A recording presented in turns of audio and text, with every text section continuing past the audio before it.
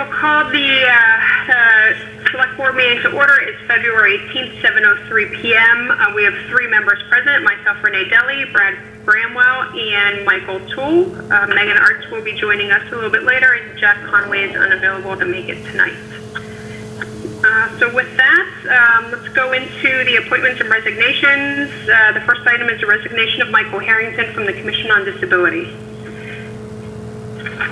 Mike, you want to? Yeah, I was just notified from Lucia that she was contacted and he said he was resigning from the committee. I don't have a letter from him or anything. Okay. Explanation. So there's nothing in the packet? No, just the letter from Lucia. Okay.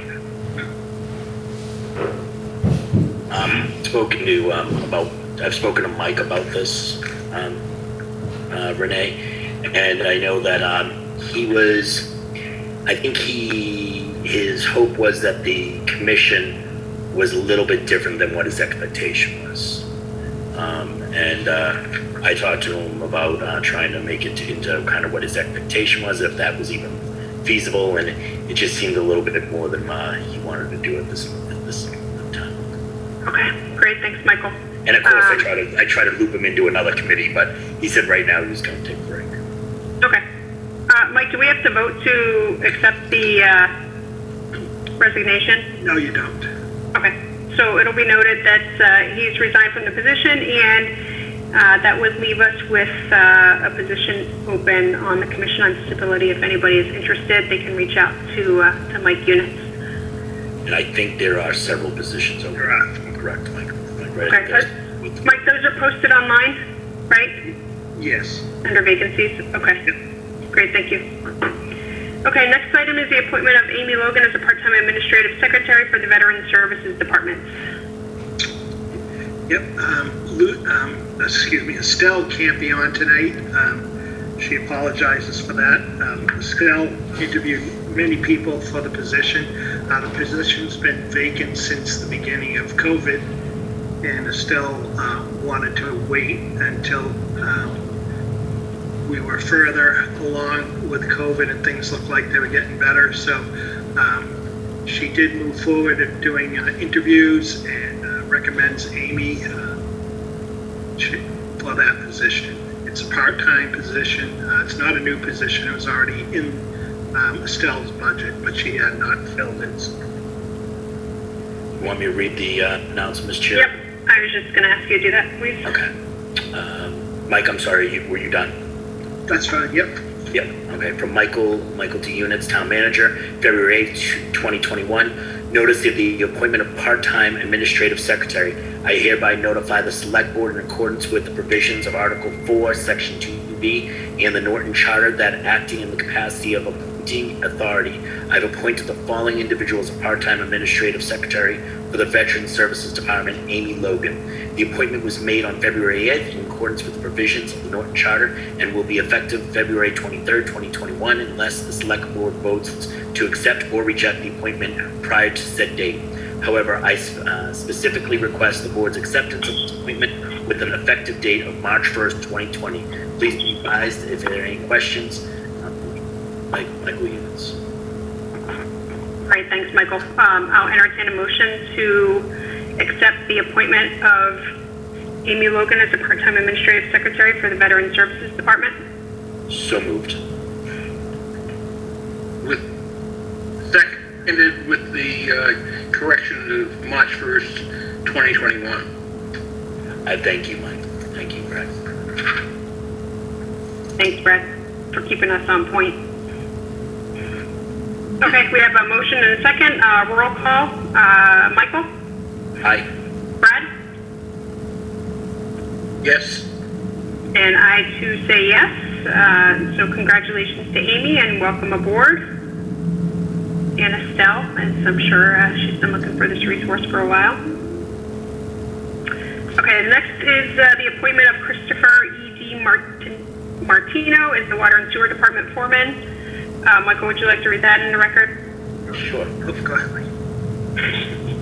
To the Select Board from Michael Units, Town Manager, February 16, 2021. Notice of appointment, Water and Sewer Department Foreman.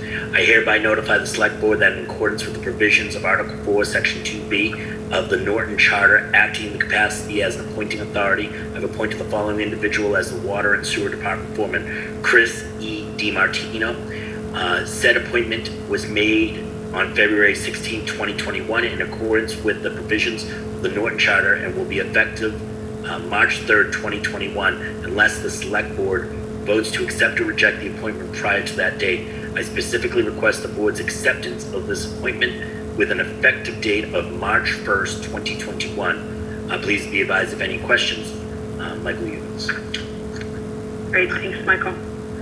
I'll entertain a motion to accept the appointment of Christopher E. DiMartino as the Water and Sewer Department. Thank you. Brad? Seconded. So moved. I got first and a second. We'll go to roll call. Michael?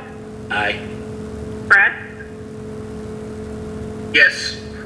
Thank you. And I too vote yes. So congratulations to Christopher E. DiMartino on the appointment as the Water and Sewer Department Foreman. And just so you know, I've known Chris for a while. He started off on like the overnight shifts of the water department and has just done, from what I know, has done an amazing job and been on call whenever needed. So congratulations to Chris. I think Frank and Chris are on. Oh. I was looking for Chris. Is Chris on? I'm on the phone, yeah. Oh, that's why I was looking for your name. Okay, I'm sorry. So Frank, you want to say a couple words? I apologize. I'm just thankful for the opportunity. That's all. Thank you. Yeah, Chris is a man of very few words. Excellent employee. Can't say anything bad about him. I've worked with him. He started here. If anything, he's actually made this job a little bit more interesting for the time I've spent with Chris. I'm glad that he's finally able to step into a leadership role and we'll actually learn quite a bit from Chris. Great, thank you both. Well, congratulations, Chris. Appreciate your hard work and dedication. Thank you, gentlemen. Okay, next we have the appointments of Janice Roberge, anyone know? Roberge. Roberge, thank you, as the Administrative Secretary for the Water and Sewer Departments. Michael, do you want to read into record? Yep.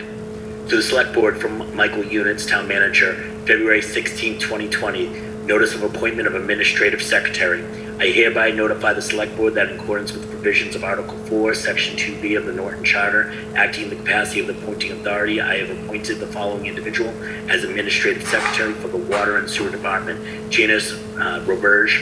Said appointment was made on February 16, 2021, in accordance with the provisions of the Norton Charter, and will be effective March 3rd, 2021, unless the Select Board votes to accept or reject the appointment prior to that date. I specifically request the Board's acceptance of this appointment with an effective date of March 1st, 2021. Please be advised of any questions. Michael Units. Great, thanks, Michael. Chair will entertain a motion to approve the appointment or accept the appointment of Janice Roberge as the Administrative Secretary for the Water and Sewer Department. So moved. Seconded. Excellent. Open for discussion. Frank, would you like to say a couple words? No, I can't wait to start a new chapter here, bringing Janice from Town Hall. I'm sure she's going to be missed there. We are glad taking her away with open arms and going to have an interesting learning experience as we have multiple people that will be retiring here in a very short period of time. So it's going to be a learning curve for everybody. Awesome, great. Well, Janice, I see you were on. Thank you for showing your video and your name. Did you want to say anything as you move on to this new adventure? Yeah, I'm really looking forward to it. Looking forward to learning more things about the town and the way the water department and sewer department run. And I've worked closely with Nancy for the time that I've been at the collector's office. So I'm looking forward to learning her job and getting to know everyone over there. Thanks so much for the opportunity. Excellent. Well, thank you. We appreciate it. We're definitely going to miss Janice at the town hall. Janice has been a very dedicated worker and a smiling face all the time, and doing great, greeting people at the door through this COVID crisis, and we're definitely going to miss her. Thank you, Mike. That's right, Janice. Before COVID hit, I thought I see you at the town hall a lot of times, and Yep. you see my smile face, and pretty soon I can't wait to get back to town hall soon. That would be awesome, Peter. Thanks, Peter. Thanks. Okay, we'll do any other comments or questions? Michael or Brad? No. Okay. Do roll call vote. Michael? Aye. Brad? Yes. And I too vote yes. So congratulations, Janice, on your appointment as the Administrative Secretary for the Water and Sewer Department. Best of luck. Thank you. Thank you.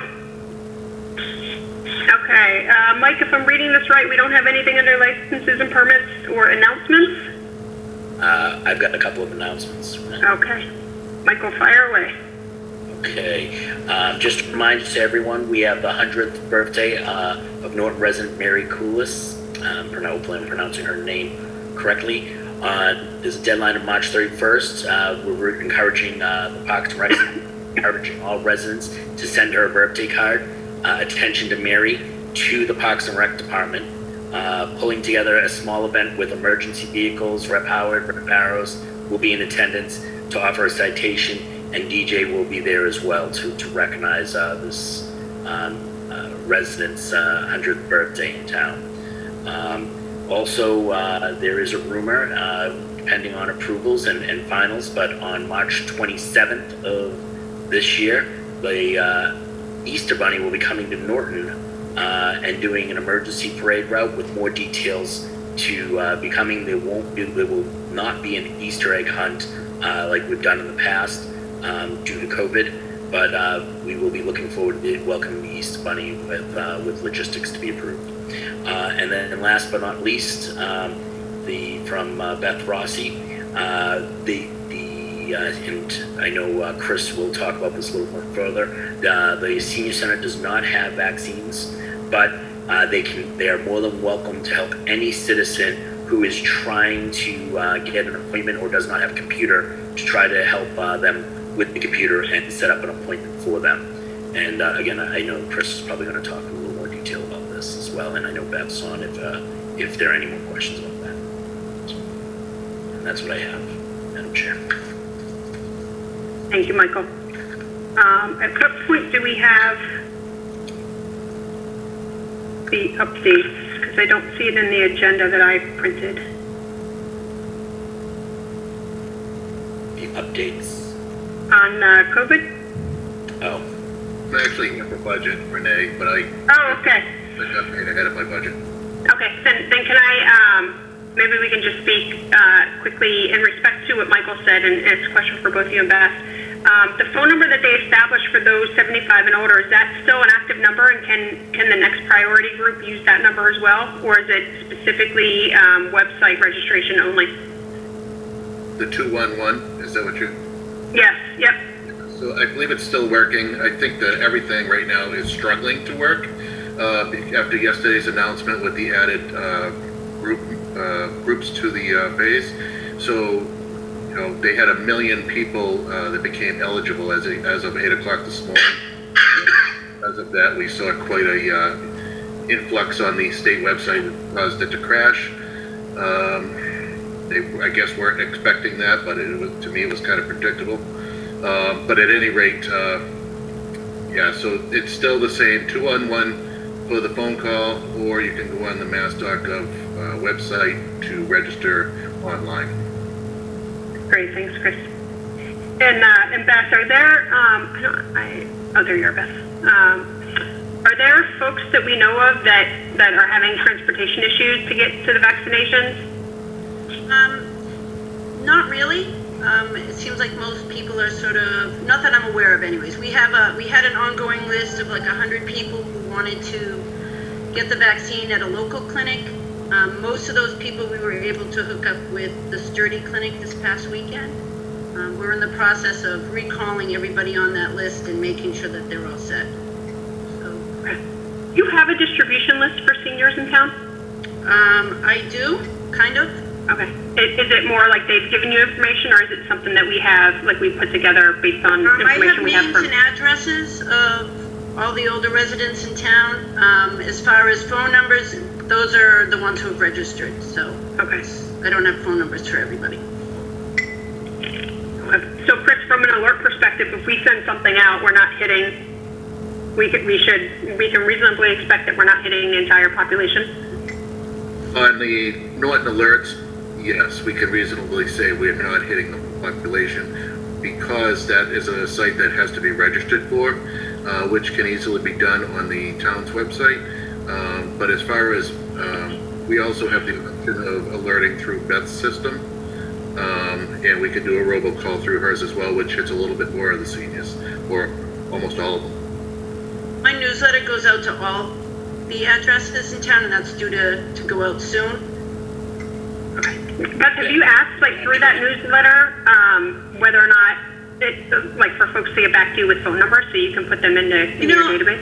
I did. I asked for people a while back if for numbers for emergencies. Mm-hmm. Honestly, not very many people responded. Residents who get the Meals on Wheels, they are asked by Bristol Elder Services to share that information with us, and most of them don't follow through. Okay.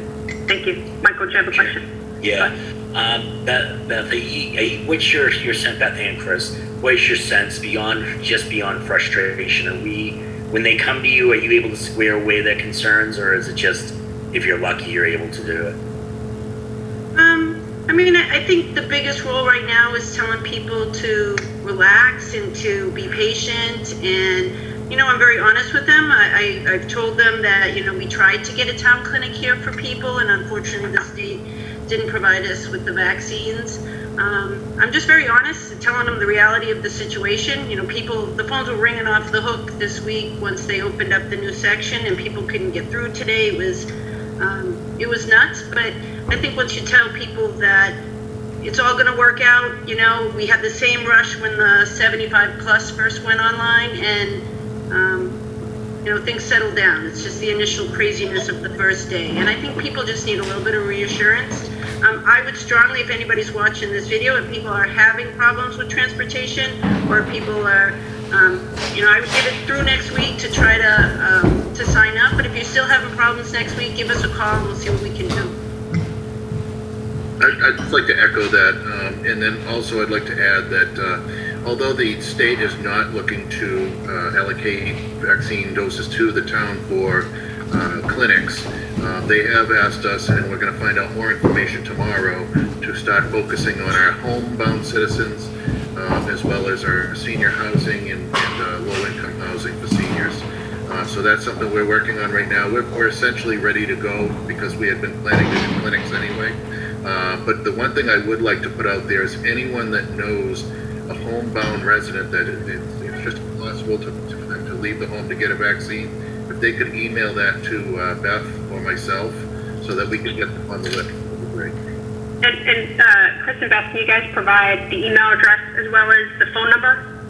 Sure. So my email address is healthagent@nortonmaus.com. So it's healthagent@nortonmaus.com.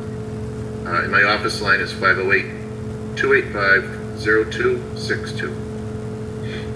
And to reach us at the Council on Aging Human Services, the email is coa@nortonmaus.com. That's coa@nortonmaus.com.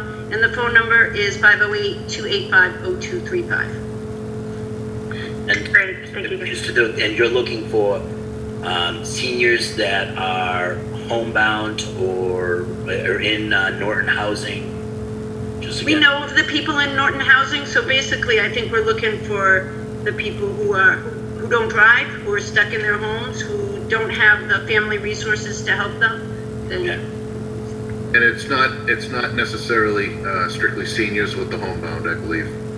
It's going to be anyone. That's homebound. Okay. Thank you very much.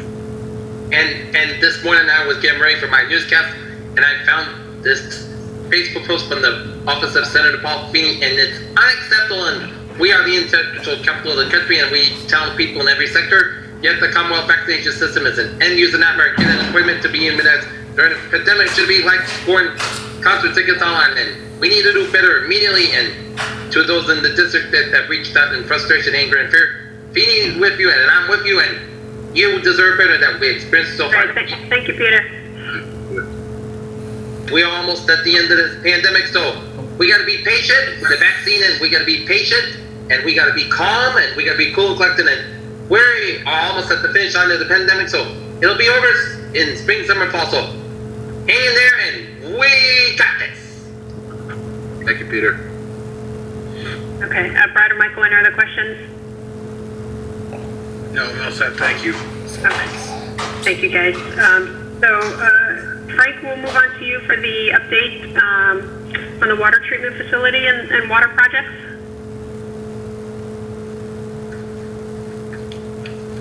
You're muted, Frank.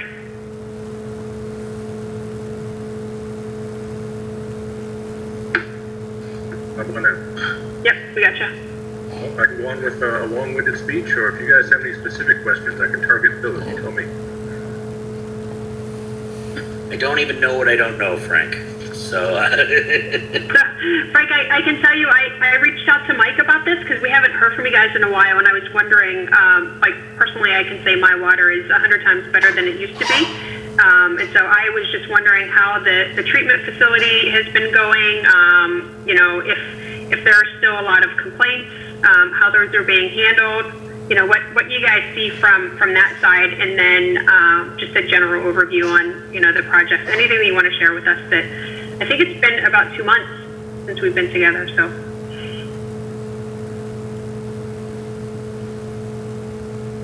You're muted again.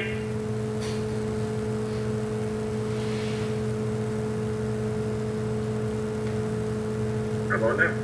Got you back. And to think I came into the office because I have a better connection. All right, well, I apologize. It has been a while. We've been extremely busy. We unfortunately don't get to work from home as many other have the option with COVID.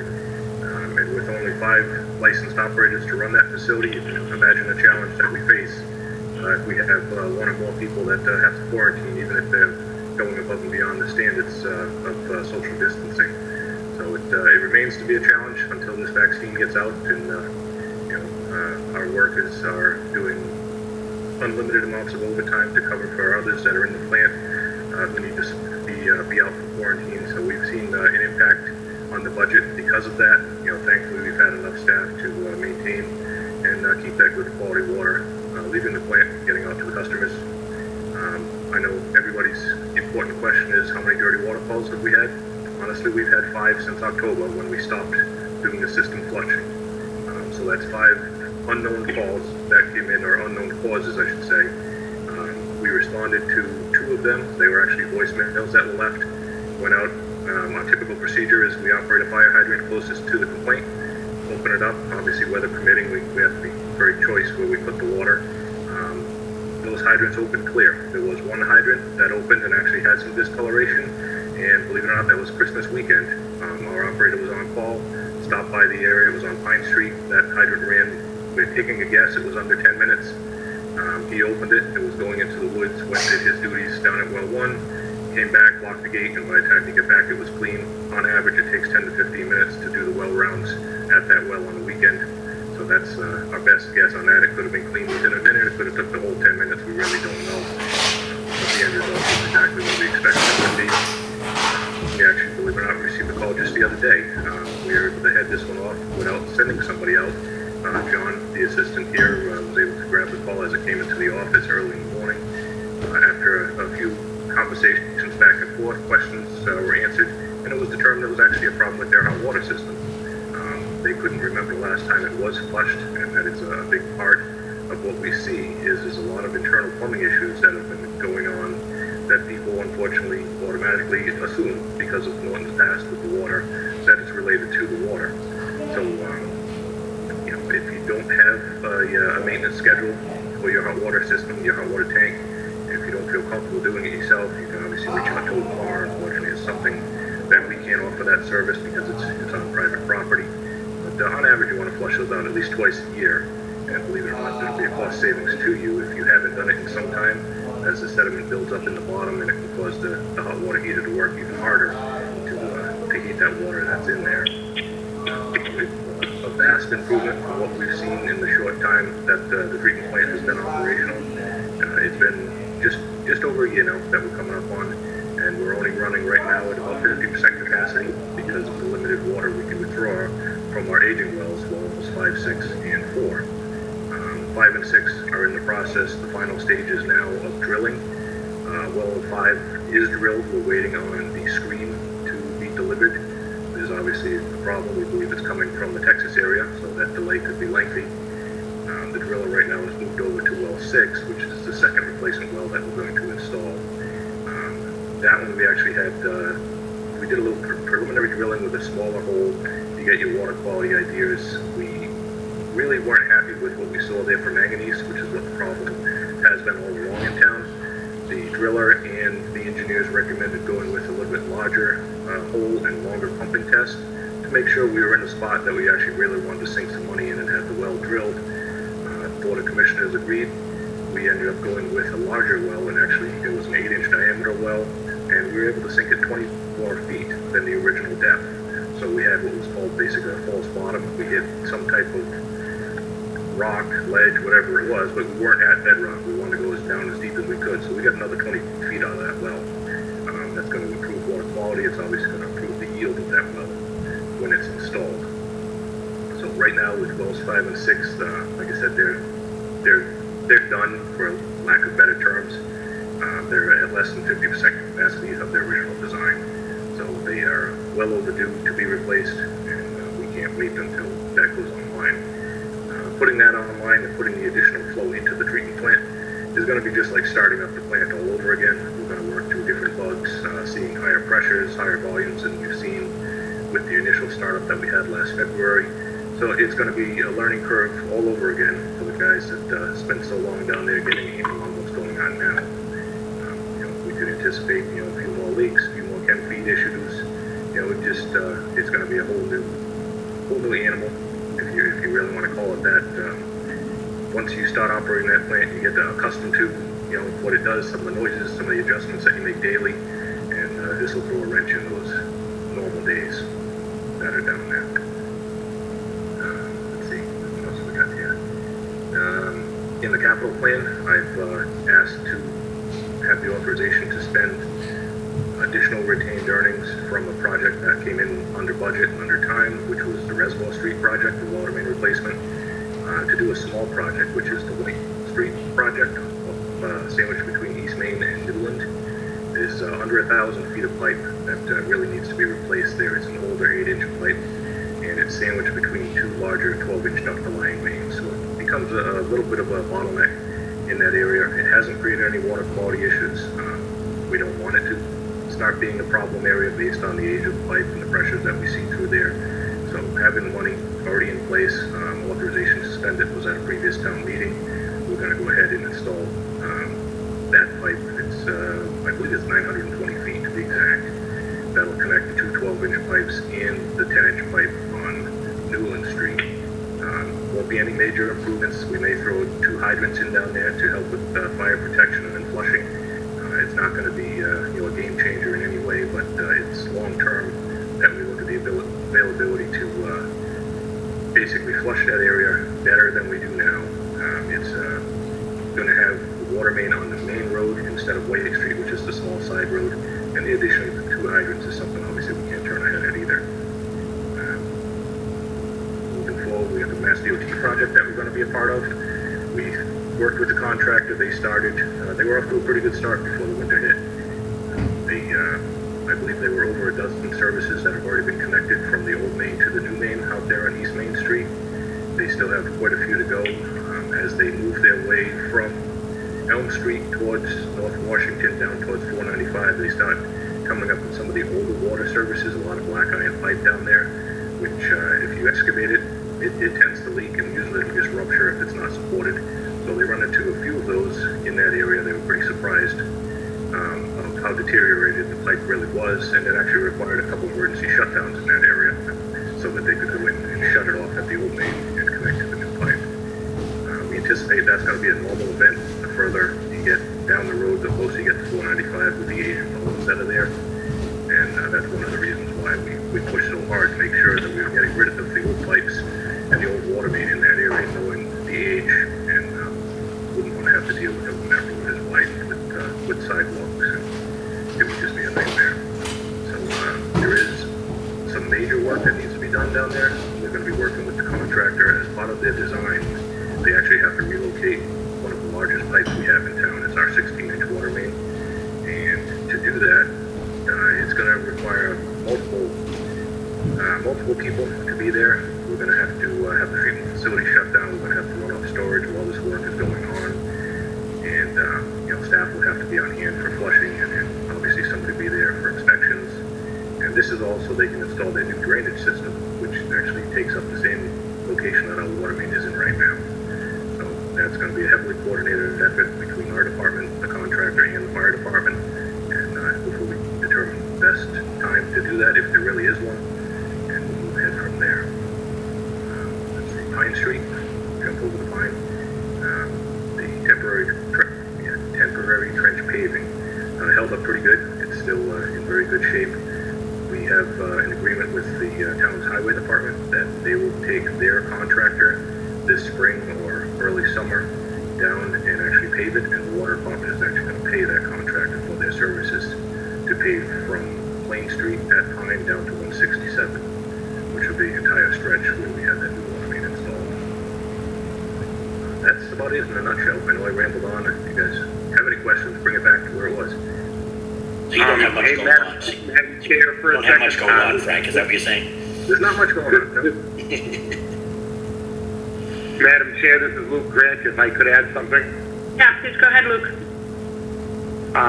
I think back at Frank's initial thing about the water quality issues in the residences, I'm not sure the folks at home understand the why of the warm water issues with the discoloration, and in the most simple terms, when you heat up the water with any residue of iron and manganese, it precipitates those minerals out, and they fall as sediment to the bottom of your hot water heater. And Frank was correct in the fact that if they rinse their water heaters or get someone to high-speed flush out those water heaters, their internal house systems will recover and both save energy and provide much cleaner water. So it's something that is kind of lingering from the old water, and the new stuff has much less iron and manganese in it. But if folks at home can either take an hour or two and do it themselves, or find the time and the money to have a professional in there,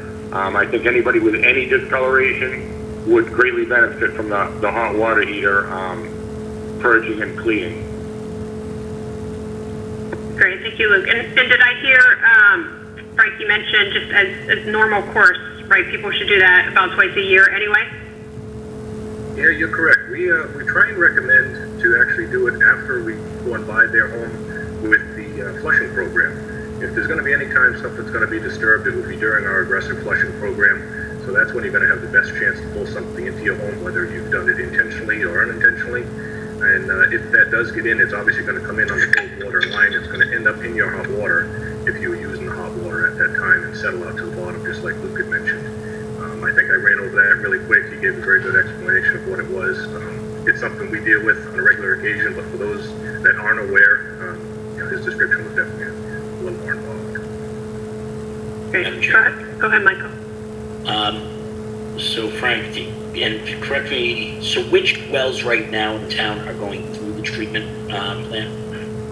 Yeah, wells 4, 5, and 6. Those are the 3 wells that are closest to the treatment plant that are located on Plain Street.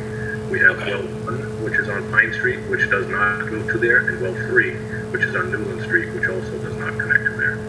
Okay.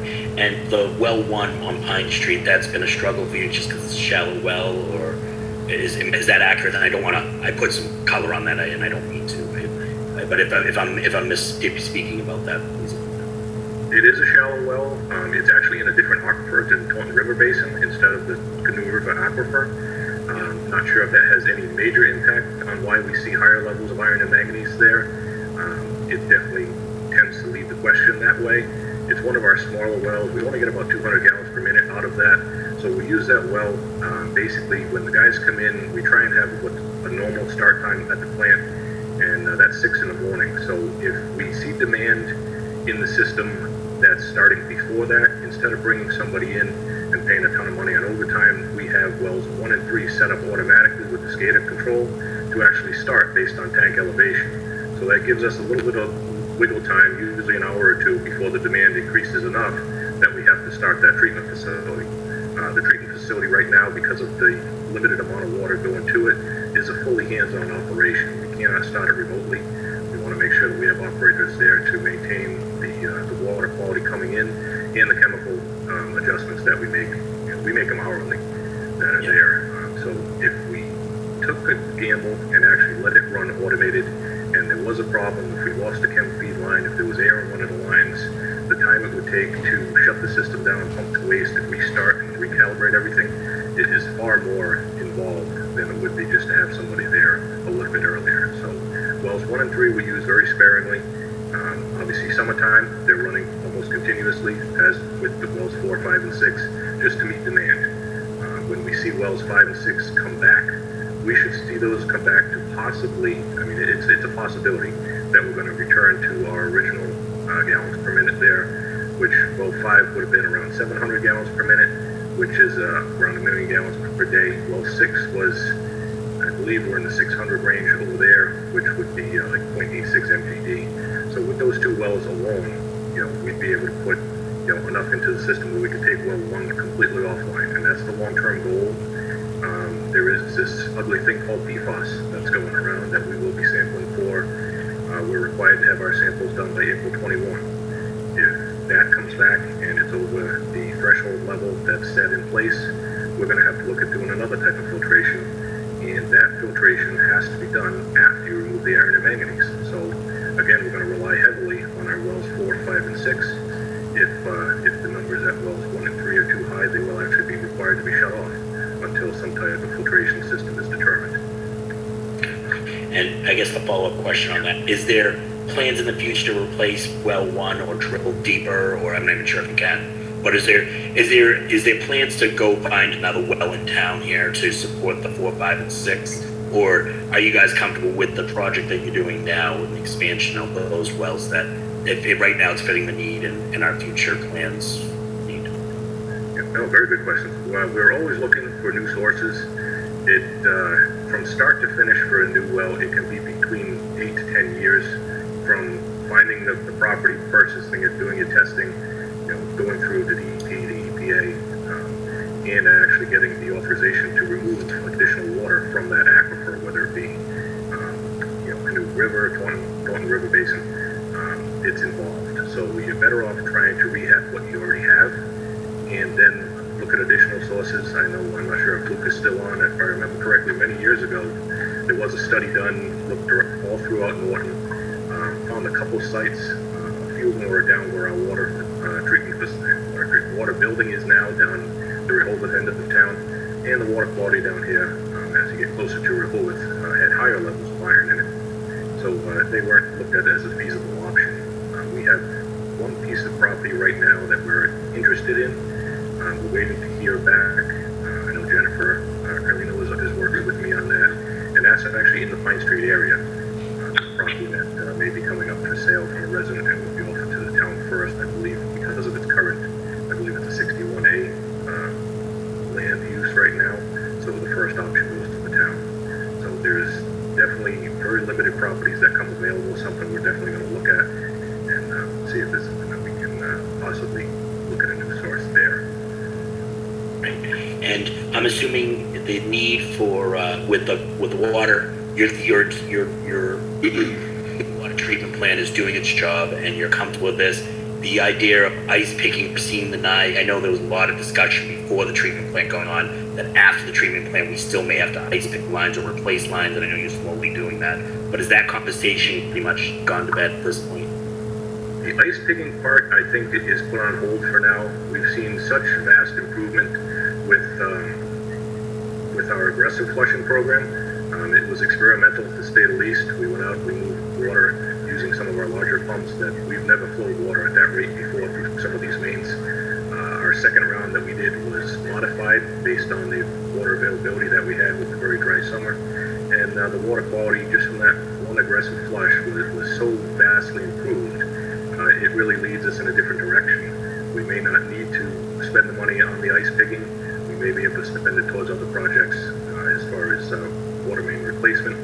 There's some things that are coming down from the EPA and DEP about lead service lines, about lead goosenecks, lead line pipes. So I think the focus is going to change as long as our water quality remains the way it does and continues to improve. Once wells 5 and 6 go on, like I said, the need for using well 1, which is our highest producer of manganese, should diminish or just completely be taken off the well list. We don't want to not use that well and sample it because we could lose the withdrawal capacity that we have there if we don't use it. So we have to be very cautious about how we take that offline or how we limit the usage there. There was a problem many years ago, probably 4 or 5 superintendents ago. We had an actual well 2 that's in town, and it was decommissioned the wrong way. So to start, even though we have the pipe in the ground and there's plenty of water there, we can never use it. We have to start it off as a new facility and start from scratch. So there's certain things that have to be done a certain way.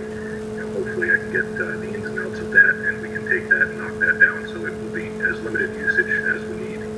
And it's a blended system, so with our removal that we see at 4, 5, and 6 coming through the filtration plant, even with well 1 still having the higher levels of manganese, the distribution samples that we take, which are required by DEP, are far below the level that you see when we post for our source samples. And I've had multiple calls into Boston DEP to ask about that because it does almost bring a false sense of panic to people when they see this. Oh my God, I drink this water, and it's a source sample. Nobody has the opportunity to drink from that source on a regular basis. Nobody's one home is plumbed into it. When it goes into the distribution system, it blends with 5 million gallons of water. So you have to drop the Kool-Aid in a gallon. It's going. But once somebody sees that number and they see it's above an actual level, it raises concern. One thing we talk to people when I get calls on occasion, usually after we do that quarterly post, is manganese is something you need. It's something that's in a multivitamin. It's in many of the products that many people take for weight loss. It's in there. So it's a concern. It's more of an issue aesthetically than it is anything else. No, and I understand. Madam Chair, I have 2 things left. Is that okay, Madam Chair? Sure. Frank, congratulations on your, looks like you guys worked hard and you're reducing the problems. There seems to be obviously a perception versus reality. If you're only getting 5 calls, we sort of like bless social media, right? People throw it out there on social media and then it just kind of balloons itself. I would encourage any residents to listen to this. If you're hearing it, you can't fix a problem unless you hear about it. So I would encourage residents to do that and reach out to you if you are seeing any groundwater and beyond just the hydro pumping.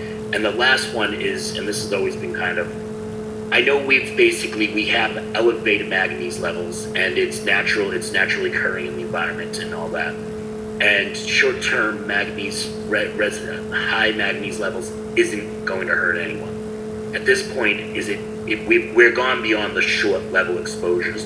Has there been any discussion on just looking to see long-term at the levels that we've been at for 5, 6, 7, 8 years, if there's any long-term effects on that has there been any guidance from the DEP regarding this? Based on the information that we're given from DEP, and even on the form that I put out, I post quarterly, it goes in the newspaper. If you read the fine print, which isn't in bold, it's a regular print that's there, they base somebody's continuous consumption of levels above, I believe, I don't have it in front of me, I believe it's 0.3 milligrams per liter over a lifetime. Now, everybody's lifetime is different, but you have to assume the average person lives 60 to 90 years old. No one person in town, again, is going to be able to drink from that source continuously in large quantities. That should have any effect. they're concerned. It's a blanket post that goes out. Once you hit that threshold, they don't understand, what's going to happen when it goes out, the panic it's going to cause. They just want to make sure that the public is aware that it goes out. And, that's the reason why they're requiring us to take the distribution samples. So if we can prove that our system does blend, we don't have every well in town that exceeds their limit. That way it would be everywhere throughout the town. It is there. It isn't going to go away. We have it in every well. Obviously now with the treatment plant that's there, the levels there after going through the filtration, everything is just about zero when it comes out of that well. And it has an impact based on, like you said, the shallow well. You're going to see it more. That's there, less filtration coming through the ground, but it's a naturally occurring mineral. Different than iron. I'm from Rehoboth. We don't have any wells over there that are municipally owned. Everybody has a private well, and you have a brine system to get rid of that. It's a pretty basic removal system. With our green sand plant that we have, it's non-existent. And thankfully, that's the first step. Again, if we run into anything else that we need to remove, we already have those 3 wells going there. Thank you very much. Madam Chair, if I may, Luke Grant one more time. Yeah, please go ahead, Luke. I know in response to Mike's question about the ice picking, I really just want to take a minute and formally thank Frank, in addition to the crew, for what he referred to as their high-pressure pumping.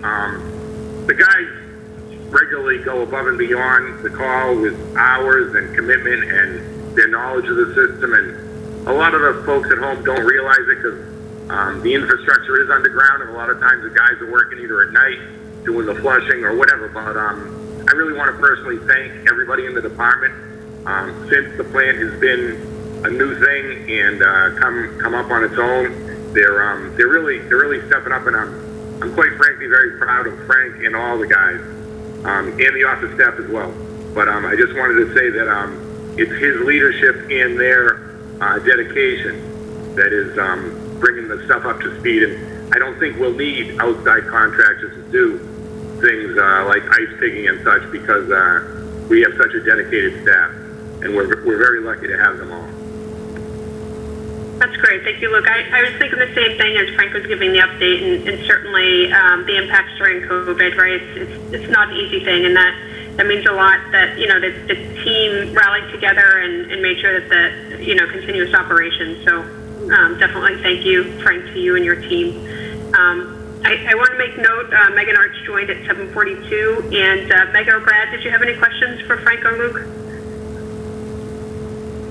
I don't have any questions. I appreciate all the explanations that Frank gave us. It kind of, for me, it answered any questions I could possibly have, and I want to thank them, the whole department. It seems like it's been a good change in the water quality in town, and I'm glad they're not getting a lot of calls. Yeah, I would just like to say thank you as well. I've been sort of following the water issue. I have never, thankfully, had a real true water issue. I will have to look forward to reading the notes from the minutes from this meeting, since I missed your presentation. But it's nice to see that it seems to be getting much better. So thank you. And hey, Frank, if I can just ask, I know you mentioned the Pine Street replacement, right, with the line replacement. Was that the entire section of old piping that was down there that was replaced, or do you still have more to go? No, years back, the department ourselves installed the water main from the intersection of Crane and Crane up Pine up the hill to our well 1, which is 167. This project that we had just installed last year was to replace the old water main that was left, which was leaving well 1, which is 167. If you take a left heading up towards Plain Street, towards the center of town, that entire stretch has now been replaced, and that joins up with the water main that was replaced years prior on the upper stretch of Pine. Okay, and is there any Any other areas in town that have the same, I guess, old system in place that you're going to attack next? Unfortunately, there are quite a few sections that have some very old and aging pipes. We have them on our master plan. We have a short term, the 5-year, and then we have the 20-year. As I touched on a little bit earlier, the EPA is really starting to hammer on lead service lines or lead goosenecks. We do not have any full lead service lines that I know of. And we do have some iron pipe services which are connected to the water main one of two ways, either direct tap into the side of the main, or they have what's called the lead gooseneck, which is basically a 1-foot piece of soft lead that allows the movement of the iron pipe on the ground through the frost cycle. Those we would usually replace. That's the target age of the pipe that we're looking for. It's either going to be what's known as AC pipe, or we run into some very, very old cast iron pipe that also has the same connections to it. There is the pipe that's being replaced out on East Main Street is a mixture of these pipes. We have some cast iron on the old section, which is, I'm trying to see, the town hall side. There's 2 water mains out there on East Main Street. Just to give you a lay of the land, there's a 16-inch on one side and there's a 10 and a 6 on the opposite side. So those older pipes will be handled and dealt with. We shouldn't have to think about putting a shovel in the ground out there for many years, at least many years after I'm gone. Great. And how are you juggling within the plan? You could just give a broad overview. How are you juggling the replacement work that needs to be done with any sort of new work to improve the infrastructure? In the treatment plant or in the distribution system? In the distribution system. We prioritize based on problems that we've had before. We would impact an area based on, unfortunately, I'll say it, how many breaks we had in that area. Determine how that would move up the charts as far as priority goes. Thankfully, we haven't had anything happen in quite some time. There's been a few service leaks that we've dealt with, but anything major that was for natural causes, we haven't had focus anything there. My master plan, I can provide that to you guys and show you age of pipe, size of pipe, material. Just give you guys an update on it. It's quite lengthy. It's almost a book that you'd have to read through, but I can provide you if you got nothing better to do. Can you provide us with Cliff Notes? I've actually tried to read it, and I'm not going to lie, Frank, I fell asleep a couple times getting through it.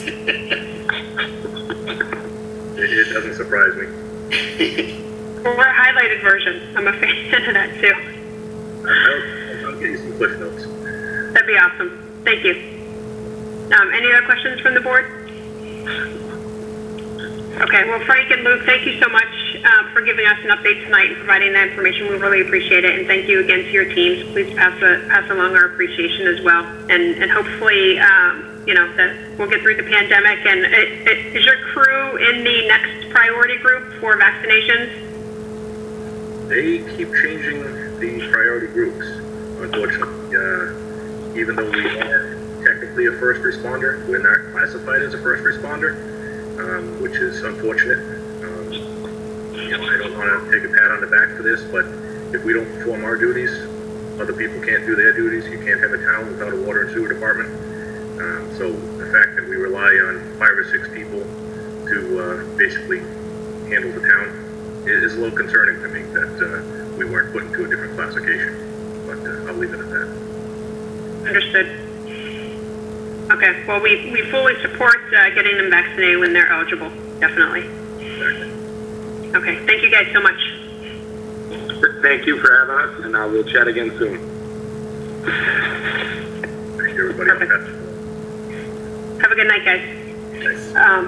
If I can ask the board, the next topic on here is a presentation by the PBC for the town hall and the community center and athletic complex. It's going to be a somewhat lengthy conversation. I'd like to take out of order item number 3 under new business, which is a discussion or vote on the change in membership interests of Exit 10 LLC, because we do have at least 2 members, 2 applicants on. I'd like to go through that if we can, if there are no objections. and then we'll move to the lengthier discussion. No problem. Okay, great, thank you. So, I see Alex and Lindsay DiPietro are on. Just some background on this. I know we've talked about it in the past couple meetings. Exit 10 LLC is one of the applicants that we signed a host community agreement with for a retail establishment at Exit 10. They continue, and Alex, I'll let you guys talk to this, continue to work with the property manager over there, and through the course have made a decision to change a bit in their membership interest. So, Alex or Lindsay, I'll turn it over to whoever wants to speak first and just give us an update on the change and the reasoning behind it, and then we'll open it up for questions. Sure. Thanks, Renee. Appreciate everyone taking the time, and thanks for kind of sliding us up ahead. But basically, as you know, Renee, and maybe the board doesn't or does know, things have gone a little bit slower than we anticipated. We're still trying to work around some of those challenges, but in the process of doing that, one thing that was brought to our attention was that as we get further along in the process and actually are able to submit to the CCC, one thing that will help kind of move that ship along is the opportunity that we had to change to a women-owned business. It's really just a small kind of stroke of a pen. It was my wife and myself all along, and to begin with, it would just give her an additional share of the company. We've already started the process of applying for the women-owned business, and in this process, what that'll also do is that'll give us preferred viewership from the CCC as we submit all our paperwork, so that process kind of moves much quicker than any ordinary group that submits, and then it puts us ahead of the line as things like delivery and stuff continue to evolve and kind of clear the way. So it's really just a minor change, but it gives us a much faster window as we can kind of get things tied up with Condyne to start the process and move it along to the CCC. Okay, great. Lindsay, did you want to add anything? I just wanted to say that me and Alex were 50-50 partners on the original agreement, and the only thing that we wanted to change was to just give me an additional 1% so that we would be qualified as a woman-owned business. So it's not a huge change here. It's just something that we were hoping to do to benefit, getting this done a little bit quicker. Okay, and just for background for the board, Mike and I met with town council on this to understand the implications, and really all she indicated was it would be up to the board to just sign an amended agreement, which really means that we would just re-sign the initial HCA with Lindsay as the majority owner with her signature on versus Alex. So it's really a more of a process issue. But I'll open up for questions or discussion with the board.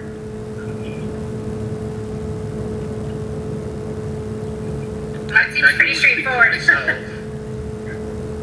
sorry, what was that, Brad? I was going to say the same thing.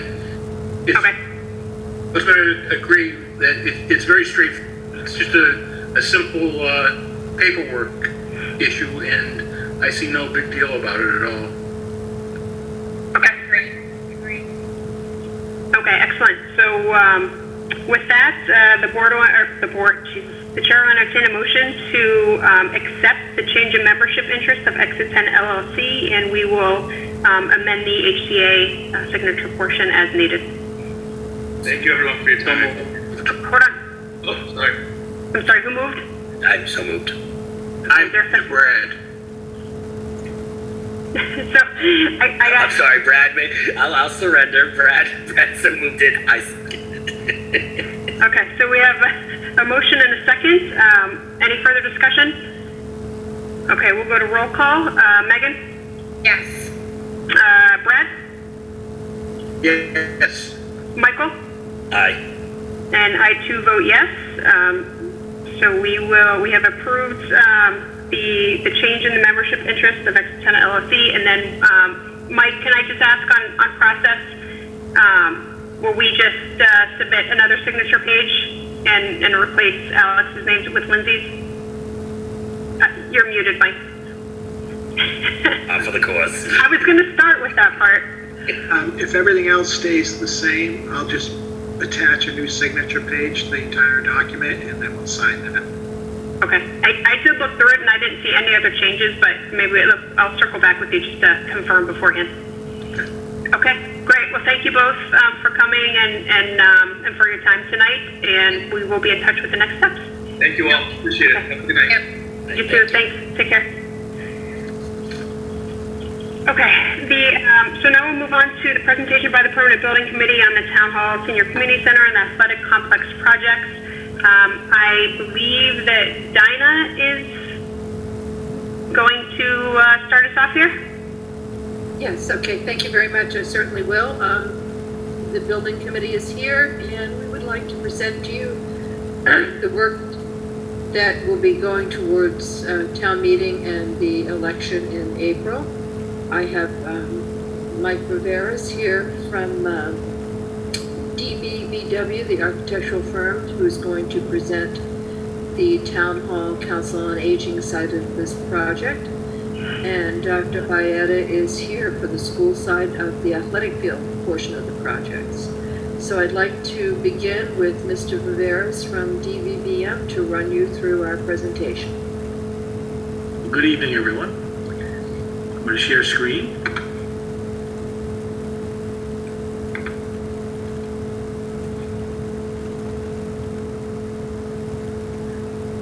So I'm going to start with the Senior Center site.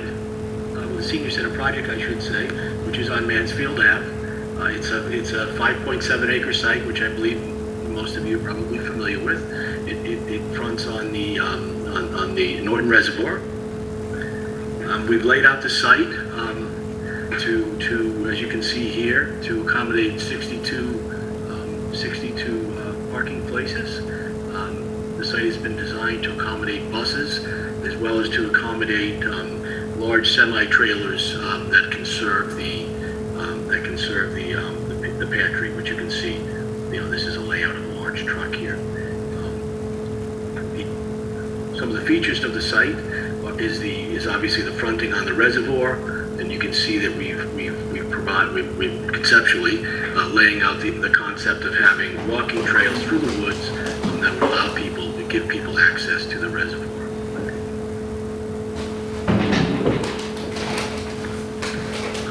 This is the floor plan, which I think many of you have probably seen before. It's 11,850 square feet. It's a single-story building.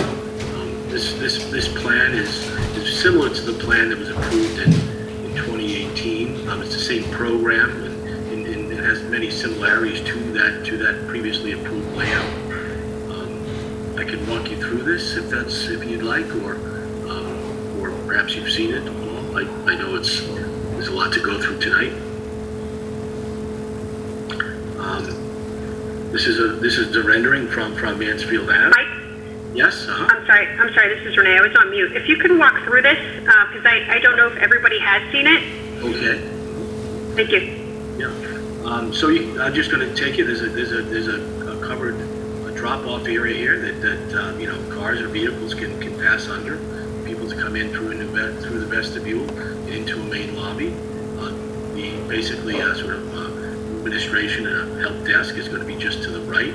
There's a small cafe, sort of open area to the left with possibly a fireplace. Going straight through, there's going to be a multi-purpose room right in, straight ahead. This multi-purpose room can be subdivided into two spaces. There'll be a movable partition, which will be parked in this kind of pocket here when fully retracted. The multi-purpose room will be served by a small kitchen, which has a small storage space for goods. There'll be loading off of the service area here. You can see there's an administration wing, offices to the left here in purple, and then there's a wing. The wing to the left has the wellness center, program space, arts and crafts, and an activity space.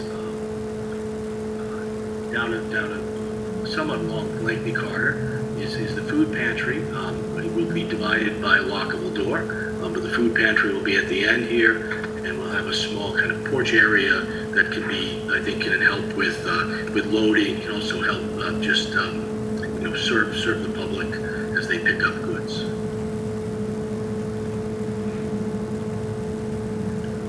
Another feature. Parking, correct? The pantry's on the side of the parking's on the side of the pantry. That's correct, and I'm gonna come back to this layout here. Perfect. Entry is right here, you can see. Now, the truck won't be parked there all the time, of course. In the porch, I'm just gonna float up to the renderings here, to the next rendering, and you can see here is this porch with an overhead, there's an overhead door, and we think this porch area would be very helpful with accommodating the public. Yep. Again, the drive-through, main entrance. We're thinking this would all be a one-story structure, wood framed.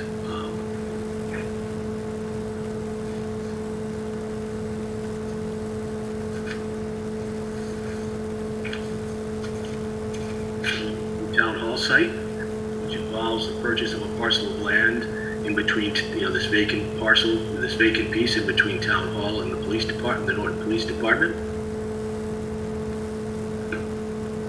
Flip to the site plan, which shows a new access road into the site. Town hall just beyond, behind what we're referring to as an entrance plaza. The site has been designed to have basically a spine that'll connect from one end of this town hall, of this municipal complex, becomes essentially a municipal complex. There'll be a spine road that connects all the various buildings. And again, there's a new connection here off of East Main Street. A large parking lot that can serve both town hall as well as the fire department and really other facilities. There's a second parking lot to the side of town hall that again can serve fire department and the public library at times. One of the key things with this site is it involves not only the town hall, but also really a reimagining of this entire area. It involves, building of all new roadways, all new parking, and repaving of, for example, the police department parking area. It involves a complete new layout of parking for the library, which I think makes a dramatic improvement to how one enters the library now. It's a little awkward with the way that parking is arranged. It also addresses how this project will be phased in, because it's going to, building the new town hall, of course, first involves building the new town hall, moving out of the existing town hall, and then demolishing a portion of the existing town hall. And this layout allows for that. It provides sufficient parking throughout the building of the new town hall. You can imagine that there's a lot of reworking that has to occur, temporary parking, temporary roadways, while the project is constructed. Can I ask a question of Dinah? Yes, please. Dinah, is this project going to hinder any, we know that the Norton Police Department is not right now in need of dire repairs or minor repairs inside, some restructuring things, but is this going to handcuff the police department if we need to make an expansion of any kind, You're on mute, Dinah. I do not believe it is. There is expansion here that can go to the, to the western side of the police department. There's, by moving the roadway slightly, and it seems that it will be adequate for the future. Okay, great, thank you.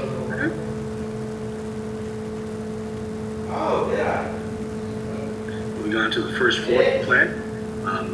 And you can see to the left all the various departments that are on the first floor plan.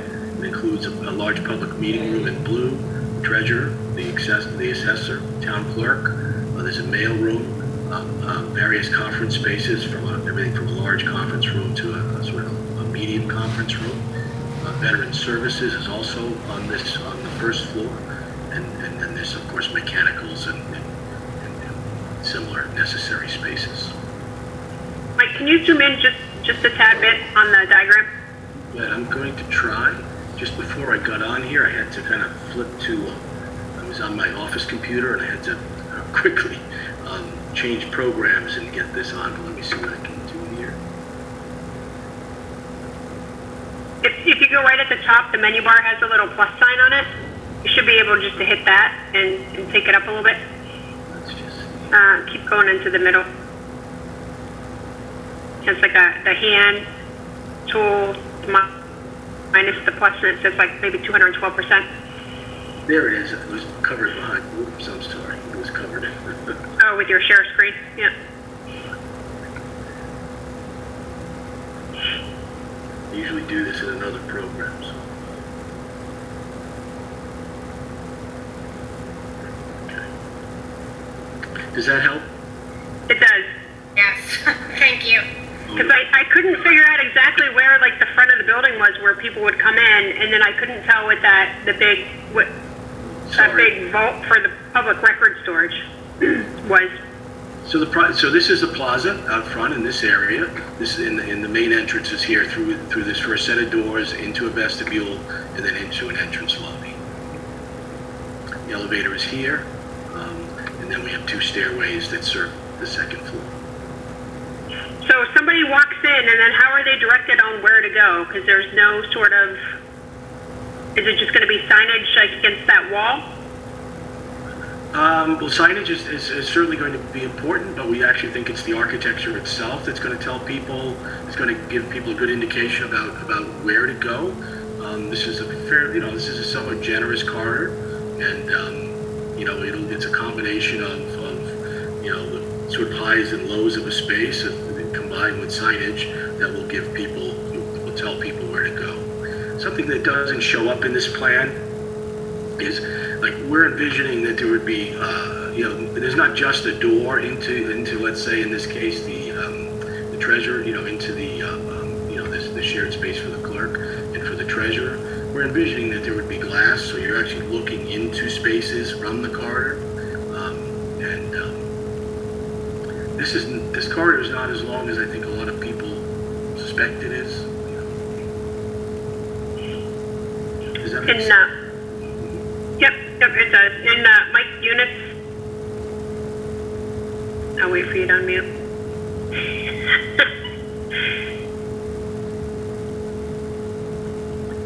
Was there a question? I'm sorry. For Mike units. Hey Mike, on the up in the upper left with the vault for the public record storage, Yep. Can you explain the incredible size of that and what is in there? And it just went off screen. I'm so sorry. That's okay.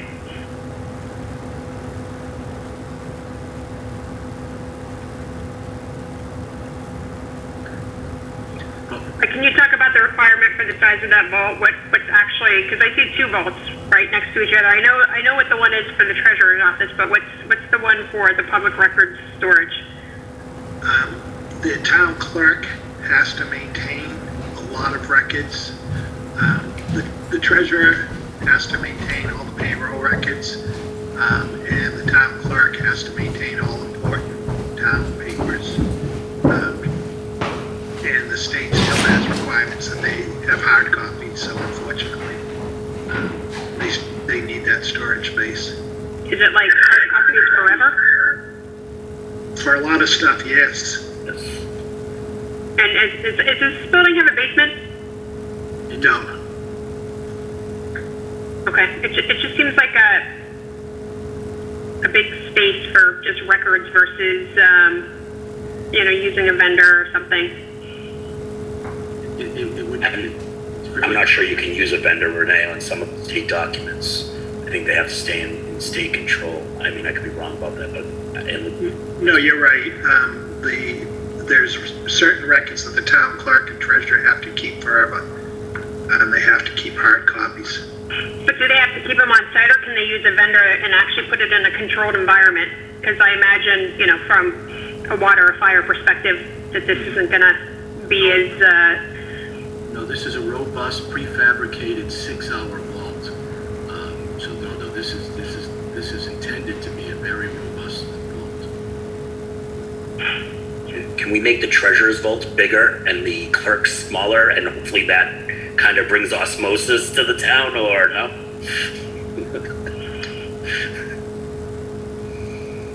Okay, thanks, Mike. Both Mikes.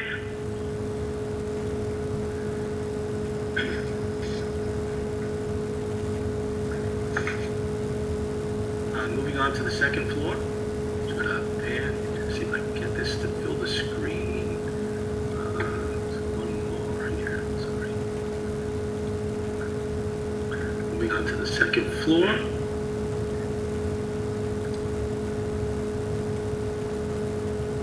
Okay.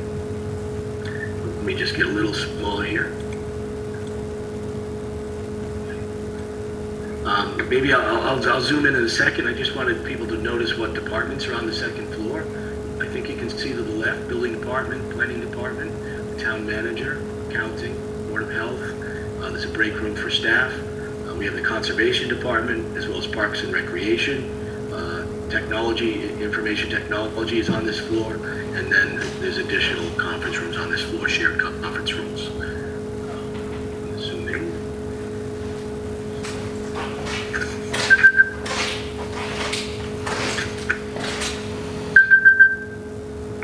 Elevator, stair. This is the primary stair, and there's another stair that would be at the base of this plan.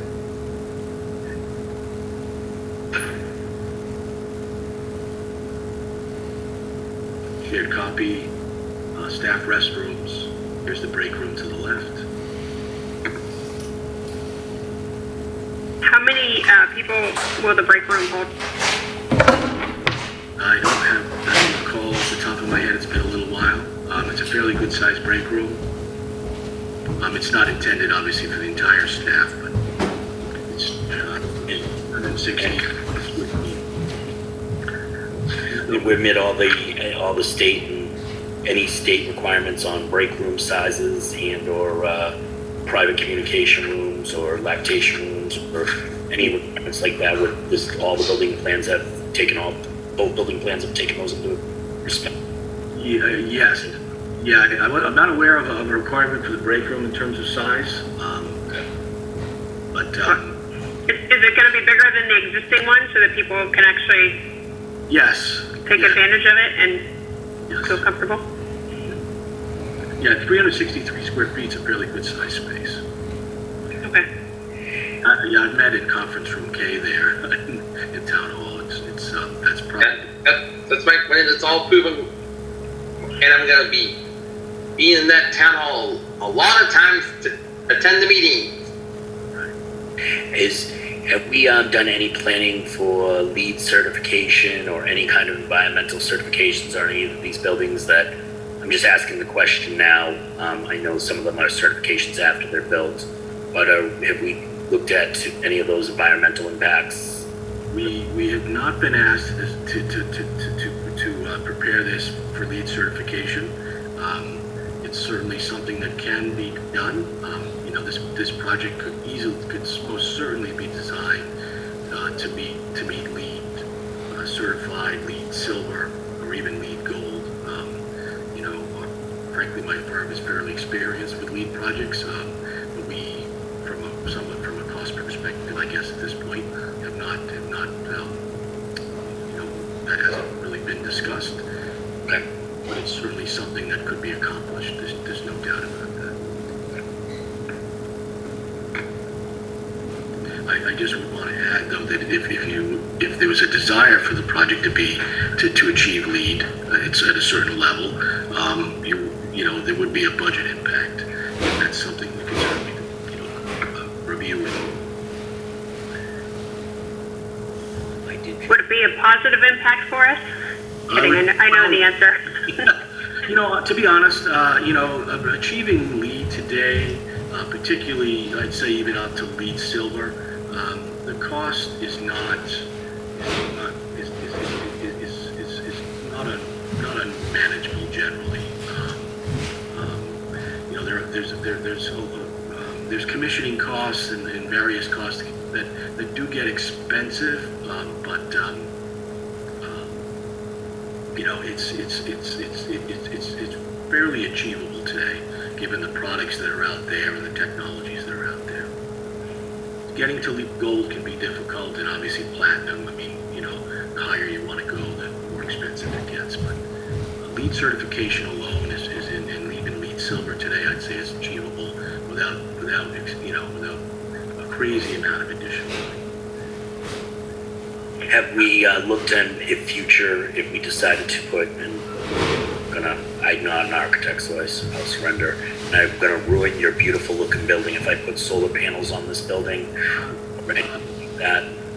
I wouldn't look at it that way. I think that, in all frankness, I think solar panels could be worked into the design. This project we have prepared a budget based on this being an all-electric building. A lot of buildings today are being designed with VRF systems, which are all electric heat and all highly efficient, but it's all electric heat and obviously electric cooling, which will not be uncommon at all. Even if you get iron plate, you'd have electric cooling. But in this case, we're proposing it would be both. And so I think in a lot of ways that prepares the building for the future.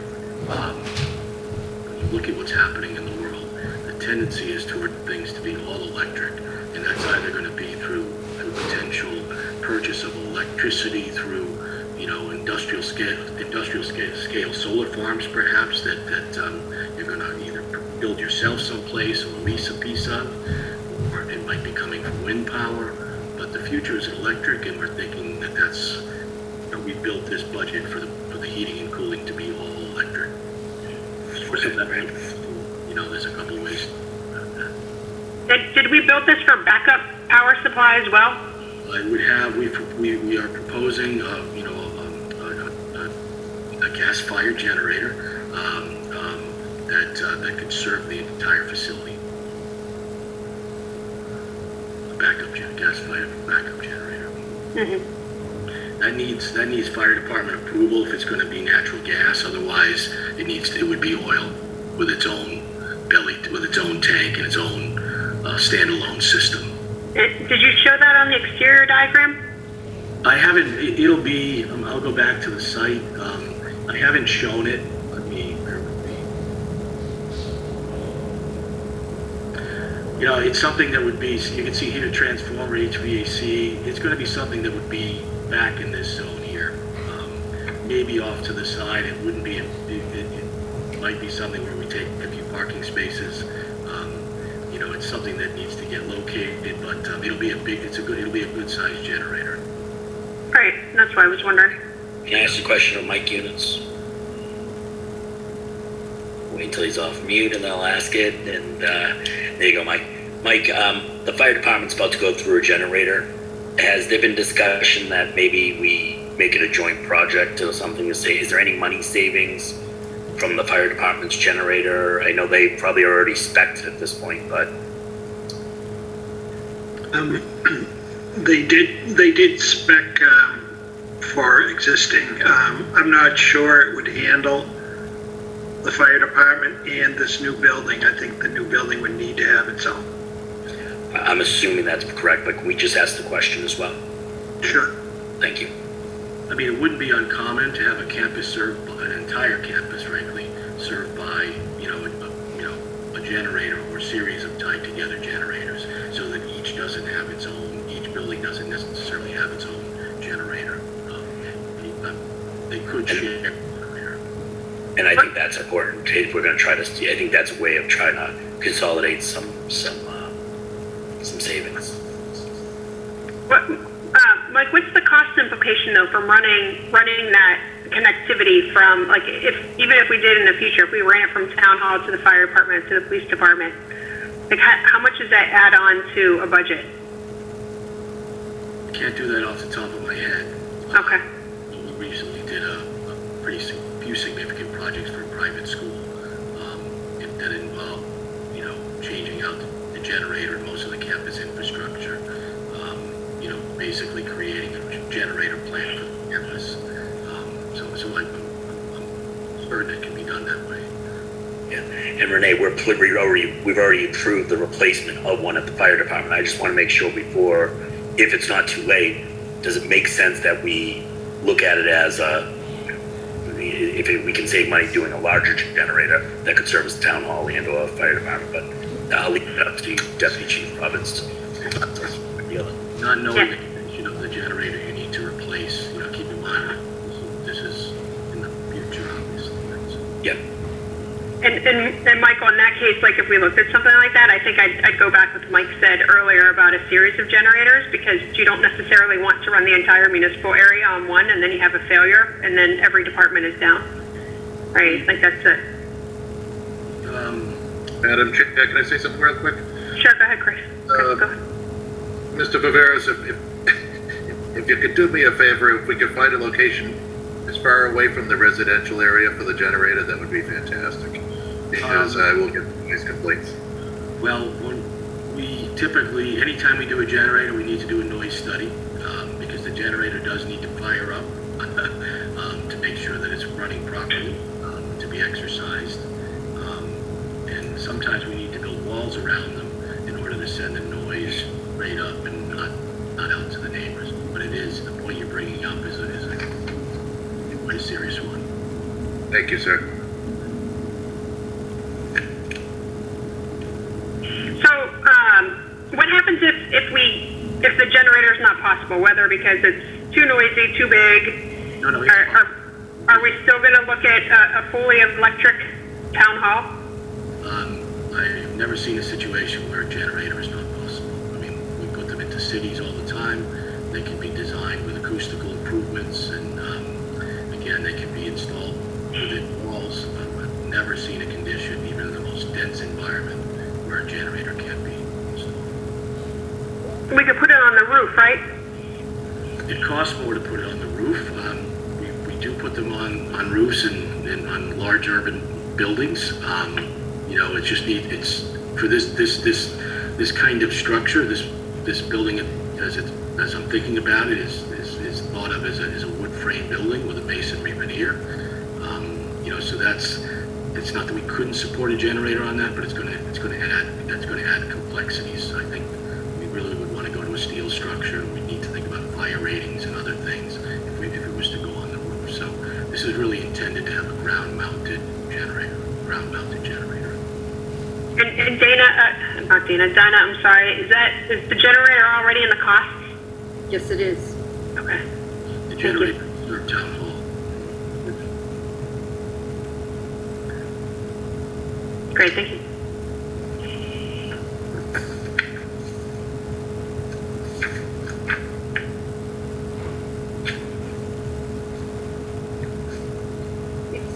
Mike, do you mind, we've had a question about the dormers. Yes.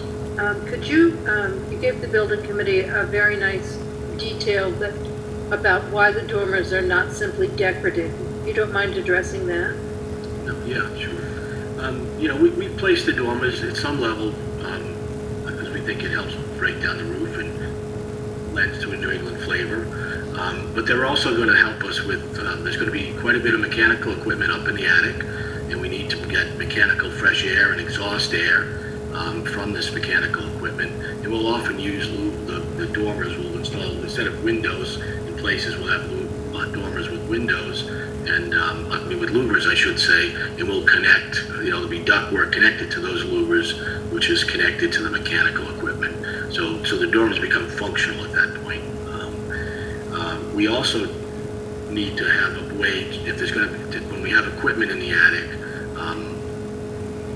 sometimes it'll be behind a louver, you know, and we'll make the louver and the ductwork behind it removable so that equipment can be changed out as necessary, you know, as it fails or fails over time, it needs to be replaced.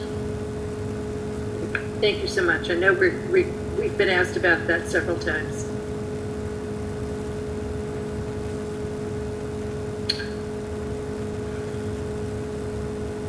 I'm looking at the cost estimates that were given to us. As we were looking at the cost estimates, does this, obviously COVID's at a certain amount of inflation here that we will hope will levelize, but is this included that type of inflation that we've seen in construction costs? The estimates, I'll flip to the estimates. Okay. Actually, I'm sorry, if it was more, I apologize. Jump to the money before here. If you don't mind, let me just go through and then we'll come to the budget. Yeah, absolutely.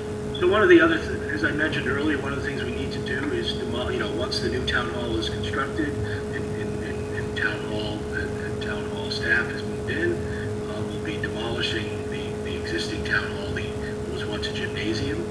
So what you see, everything you see in gray will be demolished. As the town hall is demolished, it's going to be necessary to build a new exterior wall onto what is the fire station. So this wall in this left-hand photo and this bottom right-hand photo, the green wall, this wall needs to be replaced with a new wall, and that's going to be the exterior wall of the fire station. So you can see in plan, this is the town hall to be demolished, the wall to be constructed on the existing foundation. Plan showing the area to be demolished. This is the basement level, first and second floors. See, this is the new wall with windows. This is the wall that gets moved, and this is a new brick wall, a new brick metal stud wall with a brick veneer that will fit in with the existing fire department.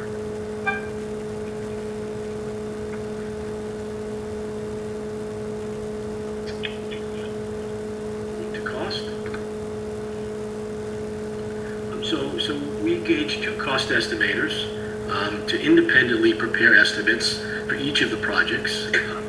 So what you're seeing here is we engaged PM&C and as well as CHA. So you can see to the left, the two columns to the left are the represent the cost estimates for the town hall, and the two columns furthest to the right are for the senior center. The construction cost estimates are at the bottom here, plus or minus $17 million for town hall, and you can see between $7.5 and $8 million for senior center.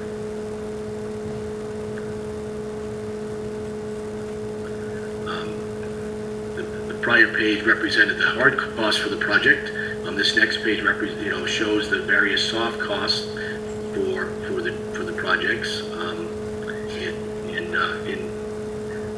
can see total hard and soft costs represented here on this blue line, basically 20, in the range of $20.5 million for town hall, and in a range of $9 to $9.5 million for the senior center. On top of those numbers, we add contingencies, 8% hard cost contingency. That's basically related to the construction cost, 5% soft cost contingency.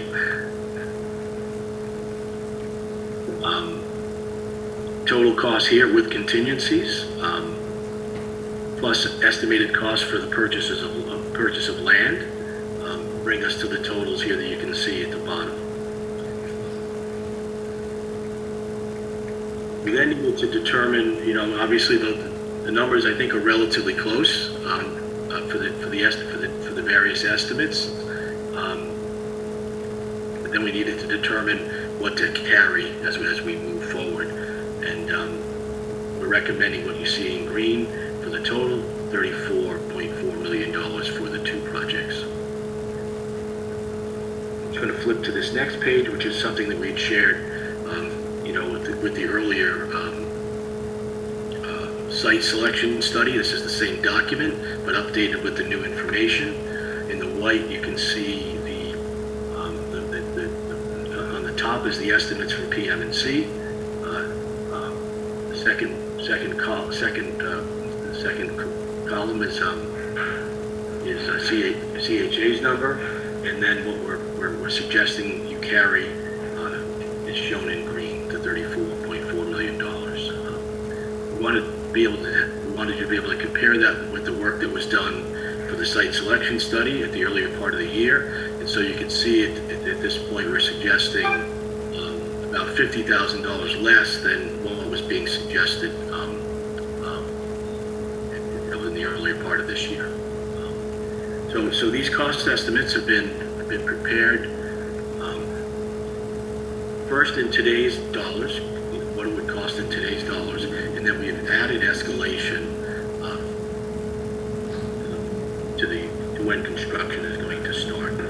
So relative to the question of, have we taken into account the various costs of COVID, we believe that we have.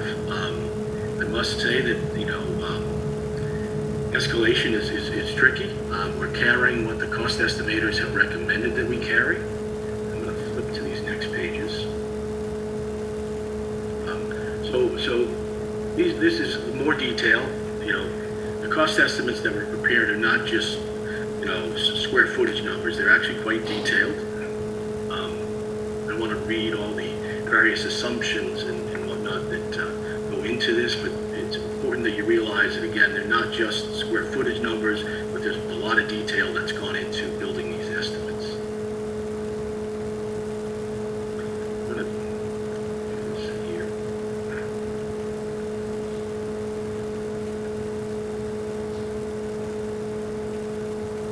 Well, this is for the senior center, prepared by PM&C. This is just further showing you that the estimate has been broken down by division, and there's a lot more information that's even behind this breakdown. But there's just a lot to go through. I don't want to. I just want to convey the idea that there's a lot of detail that's gone into this.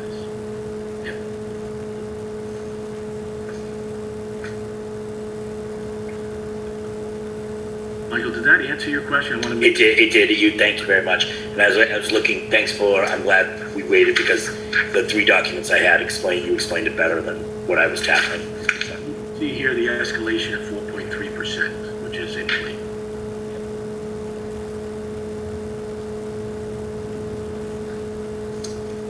Thank you, Mike. Before we move into questions about the entire project, I would like to introduce Dr. Bayetta from the school department.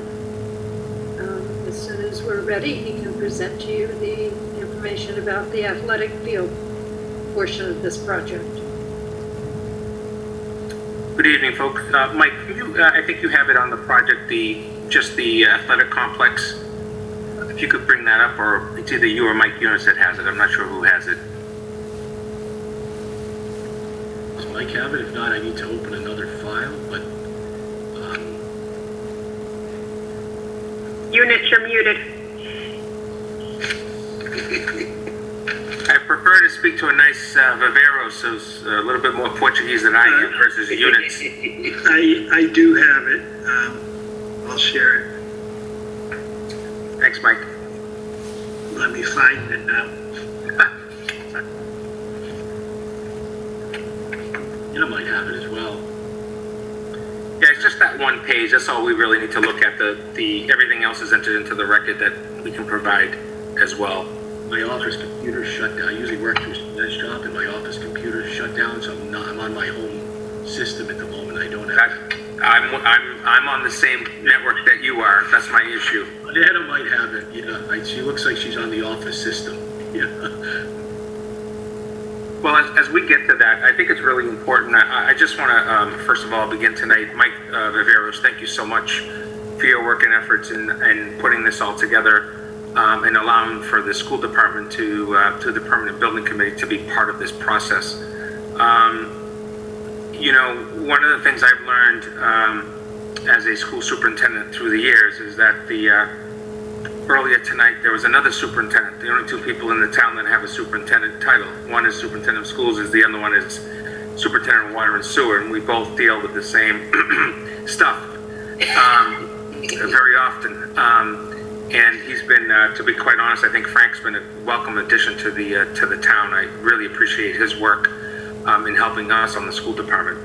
I want to thank Dinah O'Brien for her leadership during this time, and always in making sure that the schools were involved as part of this process. Just recently I had Jim Slattery in my office. Mr. Slattery came over to provide me information, and Jim and I have a wonderful give and take relationship that I appreciate very much. I hope he knows that. But at the end of the day, we put forward our athletic complex under really 5 different rational reasons, if you will. The first was that we wanted to provide an upgrade to our facilities that became part of the community. Since I've been your superintendent for 8 years, I've tried to strive away from the schools versus town side on many issues. And we haven't always agreed, and I understand that.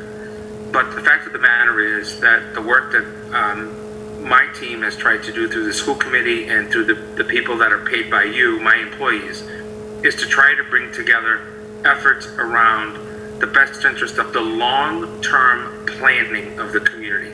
I'm going to be gone someday, maybe sooner than later, and others as well.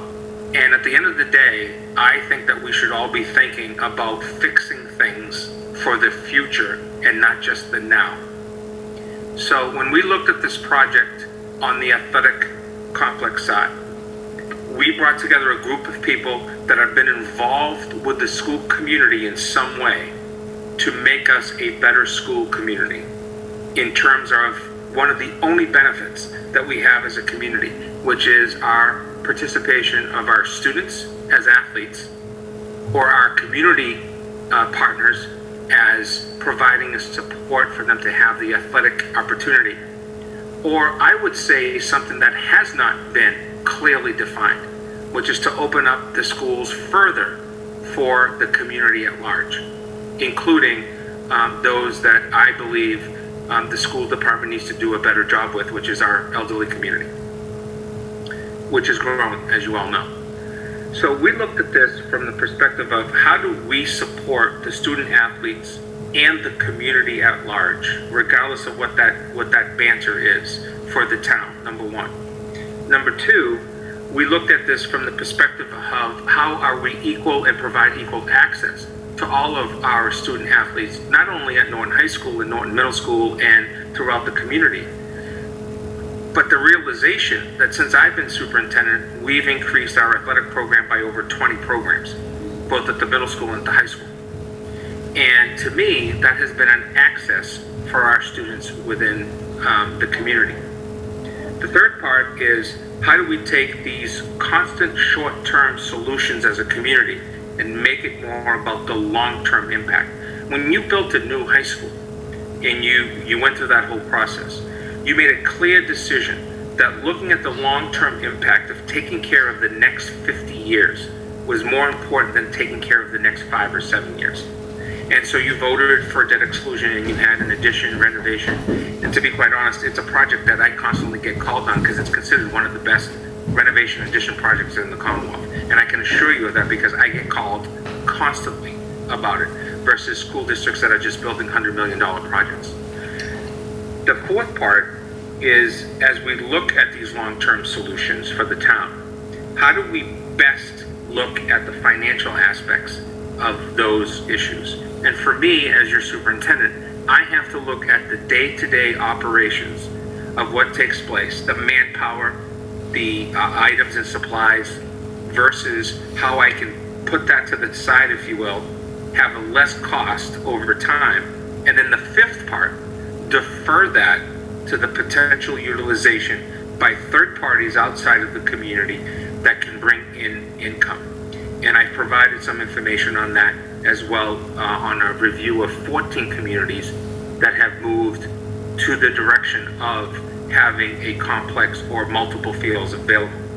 This project started with a group of men and women who looked at this as a way to move forward.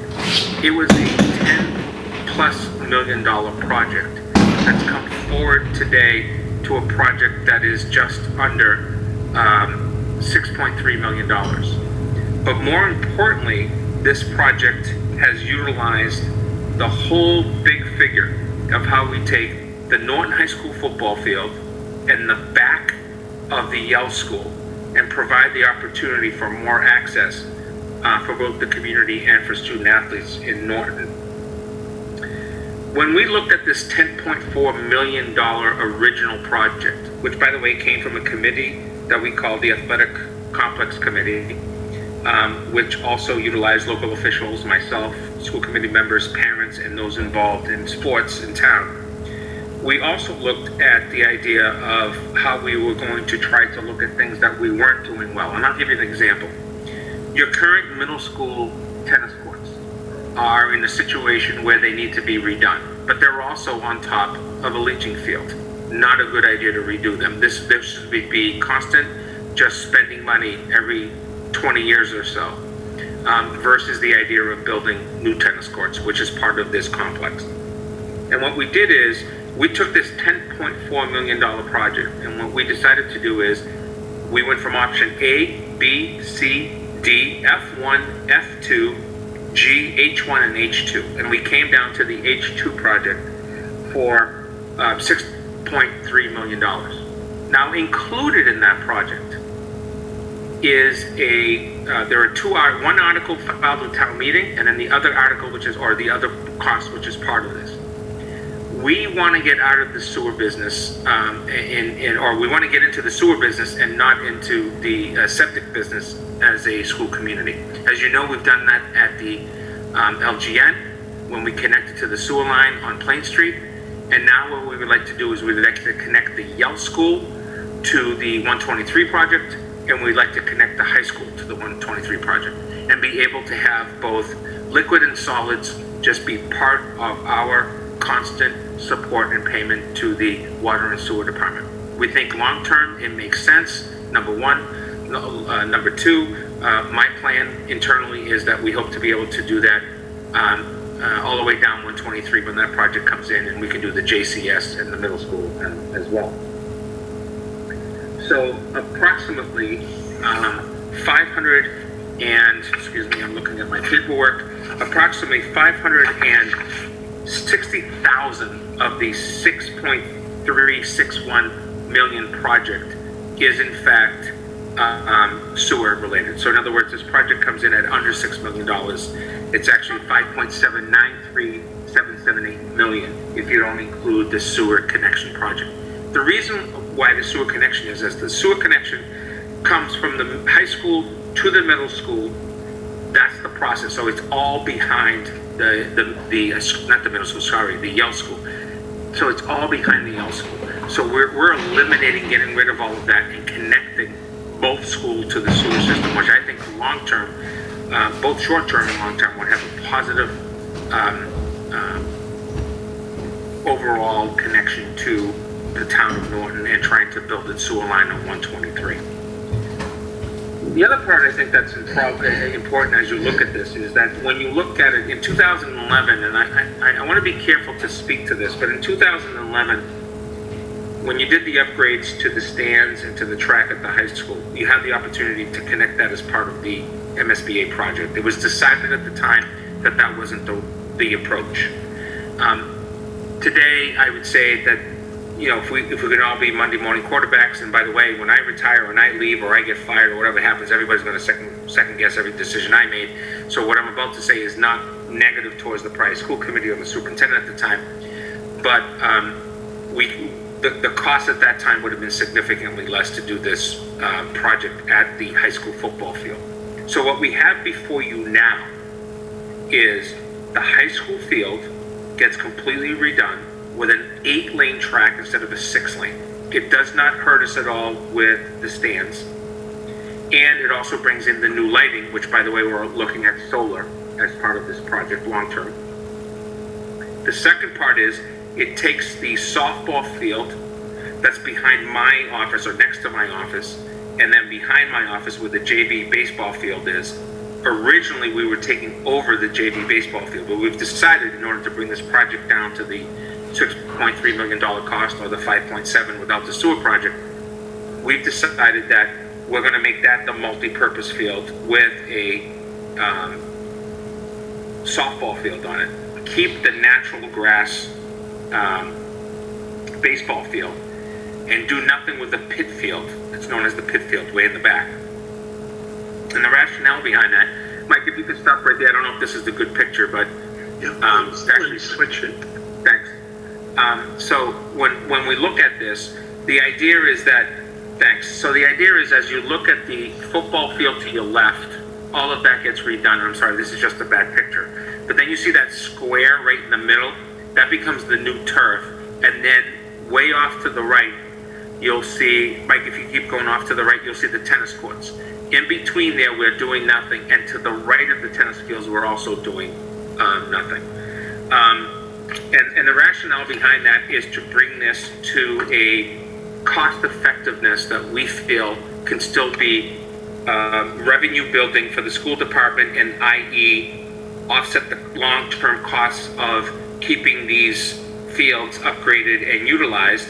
And then second, the potential, and this is something that would have to be debated by the school committee and the board and the select board, which is that a potential cost savings or cost neutral money that comes in from this could actually support the long-term offset of the bonding that takes place with this project. No community's ever done that, by the way. It's typically you just bring in the money, you set it aside. So let's give you an example. Let's say that the complex and fields bring in $100,000. Let's say that the select board and the school committee have an agreement that X percentage of that will go towards the bond. So if the bond was $400,000 a year, then on just that project, although I know we're talking about the three projects together, that there's X number of dollars that actually could go towards that based on the revenue that's coming in. So it would be what I would call a revenue agreement between the two sides. That is a very innovative, not done in Massachusetts agreement that could be done long-term between the select board and the school committee. The other part that I think is really important to discuss is need versus want. It's difficult to walk the fields right now because of the snow that we have down, but the fact is, we all know historically that the back of the Yale Schools area where this new complex would go has been used through the years as literally a movement of everything from dead trees and filler that you can think of. And the issue with this is that it's the very problem that we have with those fields. Our football team literally does not have a facility to practice on. Our soccer field does not have a facility to practice on. Our lacrosse teams do not have a facility to practice on. And that is part of our issues, is that we do not have the places to be able to go as communities, as teams within the community to practice and then play on. Of the 11 teams in the TVL, the Tri-Valley League, we are one of only 2 communities that has no turf fields. Again, we are one of only 2, including Bellingham, that already has 1 and has moved towards number 2 and number 3 fields. The reason why the back of the middle school is so well kept up is because of the thousands upon thousands of dollars by a third party, Norton Youth Soccer. Without them, those fields behind the middle school would not be where they are. We would never be able to put in the money and time to be able to do so. And lastly, when we came forward with this idea and this project, we tried to think about long term. When I'm gone and Mike Units is gone and Renee is no longer on the board and so on and so forth, the only one who might be on is, I don't know, maybe Brad will still be on. And I say that jokingly, Brad, and by the way, congratulations on your retirement going forward. You will be missed. When we look at this, at the end of the day, the goal of the school department is and will continue to be under my tenure that we plan for the long term and not the short term. That we plan to make sure, and I'll give you an example. I came in phase 3 of 5 phases of Norton High School. What a project. We've done the JCS roof project. That's a 30-year guaranteed roof. We've done, instead of a tent, like we did at the middle school back in 1997, which was a headache, the current situation with the 3 elementary schools. Long-term, 30 years to 50 years for those windows. Now, there's no guarantee, we know that, but we went with the best products and the best in the industry in order to say that 20, 30, 40, 50 years from now, that this administration, this school committee, and this community did the right thing at the time to do what was right, to move it forward, if you will. And we believe very strongly that this project is not only intergenerational in many ways. You know, one of the things that's always fascinating about schools is we put up a lot of rules and regulations about how people can't use facilities in schools in session because of safety. But why can't we have discussions about allowing our senior citizens to utilize the track if in fact it's available? Why can't we do that with the tennis courts during the day? By the way, everything except for the tennis courts is under lights right now within this project, and that's something we can talk about as well in the future. But we do really feel that we're trying to move forward in a project that supports the future, number one. And we appreciate very much your time and efforts. I know that there's probably some questions that you have, and I'll be willing to take those. This is my 11th presentation on the athletic complex, and every time I always get at least one question that's interesting. And you get to do it all over again Monday. And I appreciate that very much. Thank you. I appreciate you taking my time, Mike. You're one of my best friends for that. Dr. Bayetta, I just want to say thank you for that thoughtful presentation, and I also want to just, again, I sort of have firsthand knowledge on this, but I think one of the things that, again, perception is, a huge part of this, and we talk about needs versus wants, and I do think we need to educate people that, having a turf field isn't because we're, only 2 schools that don't have it in the Tri-Valley, but I think it's also important to know, and it's not just because it looks nice and it's aesthetically pleasing, or, our kids can have a nicer turf to play football on. But I know firsthand next week is going to be a challenge on where they're practicing, and it's a safety issue. I mean, I think about, my son plays football, and I certainly don't want his cleat to get stuck in the mud and break his ankle while he's, out there. And right now, there's how are we doing a service to our community and our kids if they can't participate in sports? So it's not just about, do we look the best, are we keeping up with the Joneses, but it really is about everything from safety to usability. What's the point of having a field if we can only use it, a few months out of the year? You can't play at night. You can't play. I sort of laugh about all the MIA rules with the COVID. They're talking about the water. You can't have the shared water jugs and all that. And I'm like, it's gonna be February and snowing. I don't think anyone's gonna be drinking water. Again, just there's so many things that we need to make sure that doesn't get lost in the shuffle about us not wanting to be, thinking about not keeping up with the Joneses. But this is so much bigger than that, and so I applaud all the effort that's gone into it thus far, and I really hope we can move this forward. Ms. Arch, thank you so much for your comments. I think you've definitely brought up a negative in my presentation tonight, which is a discussion on safety. One of the things that's really, really important to me is that at the end of the day, my job is not about teaching and learning. My job is about keeping every child and every staff member that works for us safe within the building or within whatever they're doing that's related to Norton Public Schools, right? And I think that one of the things that's really important for us to realize is I'm hoping that the snow thaws out and it gets a little drier and you can walk the back of the Yale school and see where our players are practicing and see where you really can't do much and see where our youth programs are, like our football youth program as an example, or our lacrosse programs. There is no place for them to go that has safe. I mean, I can rent a piece of property. I mean, I'm talking about my football team right now in this new fall 2 process because of COVID, which I know is an extreme. I get that. But I'm going to give you the other extreme. So if they're going to practice right now in my parking lot or have to go to another school department's field to go practice or play, let me just get you back before COVID.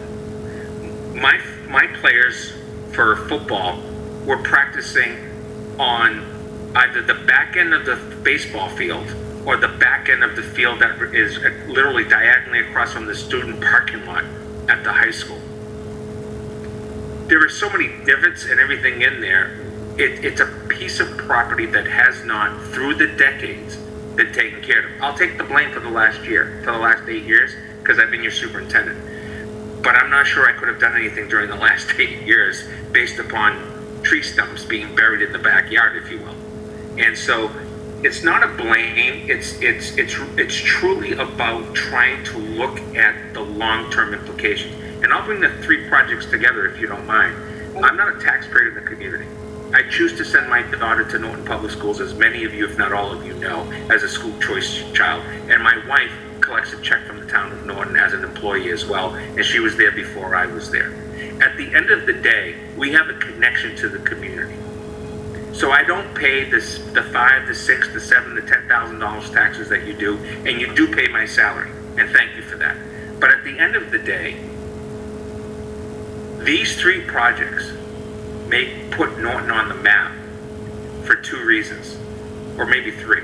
I would say the 2 most important is that it's intergenerational.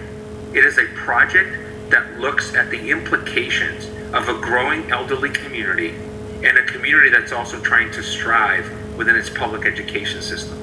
Because at the end of the day, your taxes might go up because of the cost of your home, and a lot of that has a lot to do with how good your public schools are. You can debate that as often as you want, but it's a fact. Number 2, and more importantly, is it resolves the very issue of what Mike Units on his side of the aisle wants to do, which is to provide the best services that it can to its taxpayers in the areas of building, water and sewer, you name it, council on aging and everything else. And I get excited about stuff like this because if I lived in your community, not only am I a yes voter, but I'm holding signs and I'm doing everything that I can. I do the same thing in my town every time it comes up. Sometimes I win some, sometimes I lose some, but at the end of the day, Norton has an opportunity, and I think the work that Dinah and her group have done is not only admirable, but at the end of the day, it's thinking about its future, and its future is right now, not another 10 years from now. I'll leave you with that. Thank you, Joe. I do think Dr. Valletta really kind of summed it up for a lot of the project. We have tried to put these 3 projects together for the benefit of the community to look forward into the future. As he was indicating, if you walk the school fields, you will find various interesting things, gopher holes. It's not a good situation. I would encourage people to go into the town hall and look. It is not a safe environment. The restroom facilities do not meet code. If you go to where the selectmen used to meet and look up, you will just pray that the files in the planning department do not come toppling over that banister. You do not have adequate fire safety. You do not have adequate egress. There is, if you go into the basement, you will find asbestos and other items. The Council on Aging is currently functioning in a building that was constructed as a school in 1880. It has well served the town and is now way past its useful municipal life. Intergenerational programming with the schools is impossible in that building because there's not enough space. The privacy issues with people coming in, looking for heating assistance, transportation assistance, food cannot be managed.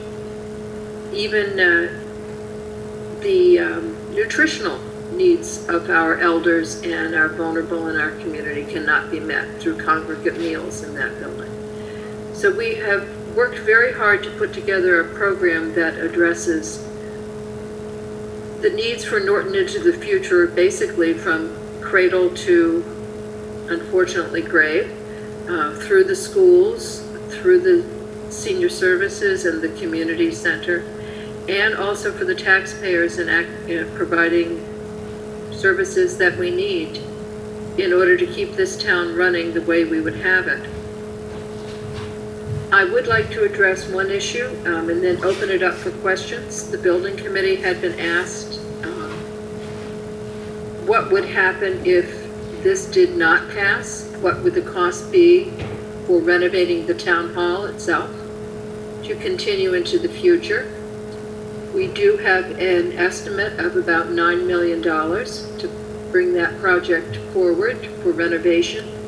That $9 million does not include the removal of hazardous waste, which can become quite expensive and is a cost that you do not know until the process has begun. And it does not include parking or moving the town hall offices to various places throughout town while this renovation is being done. So those would have to be factored in. The Council on Aging current building cannot be renovated.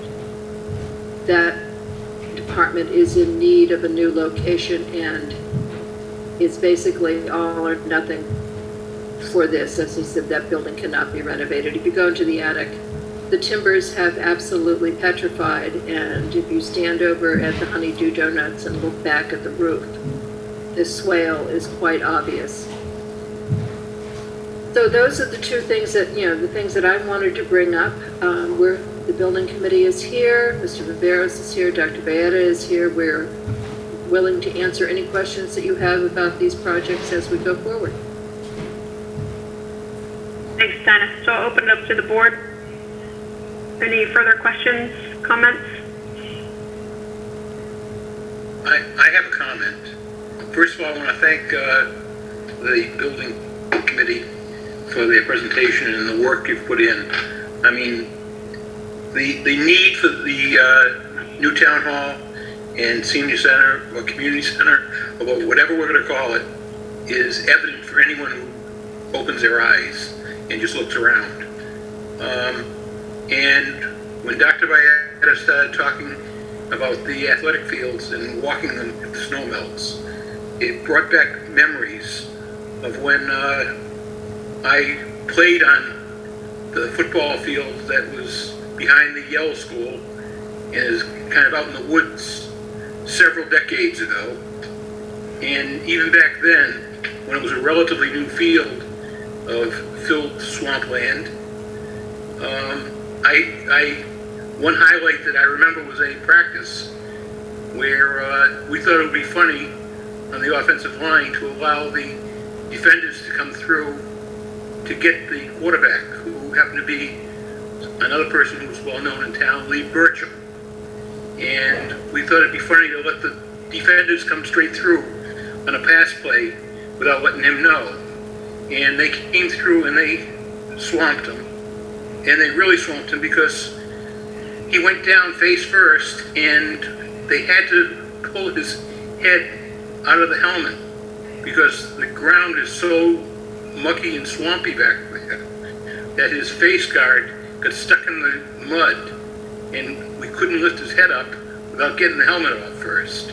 So I can only imagine what it's like several decades later, how bad the rot of the stumps that are buried out there must make it extremely dangerous to even walk out there.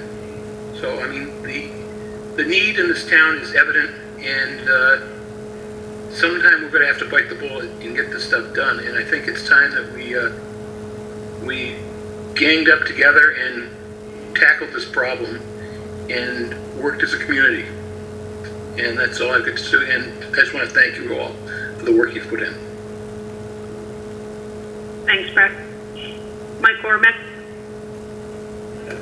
How do you follow that? I just would like... Hopefully by not putting somebody's face in mud and having trouble extricating them. Well, anybody who knows the drainage of all of those fields, I've actually coached softball, and I've had girls miss on the backside of the softball, which is part of the complex, actually use cleats, because when it rains back there, you just sink into what could be quicksand, which we, as a kid, I thought was going to be a real big problem. But back there, it is in the softball field. But thank you very much for your hard work on the building committee. I think to Brad's point,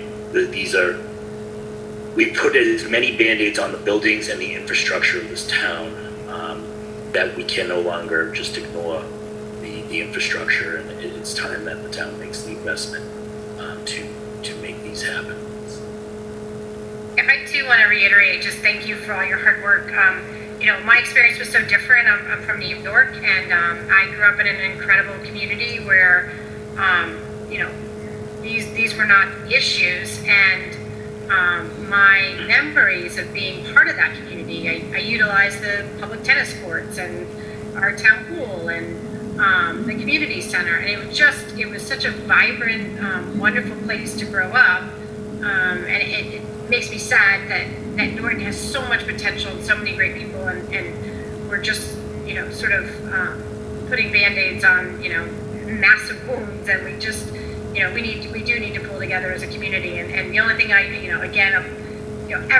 everyone on this call is already to some degree bought in or understand the underlying issues and whichever way they go, but I think again, as we are sort of stewards of this incredible project for the town, or again, it's about communication and it's about how we present it, and the conversation just keeps coming up of needs versus wants, and I think it's just important that we as a group can articulate that this is beyond the wants right now, and this is really about what we need as a community, and I just can't even imagine. It's so sad to hear, Diana, when you talked about community center, what would happen if it doesn't go through? Well, there's really nothing that can happen. There's no renovation possible. I mean, that's a really sad statement that we.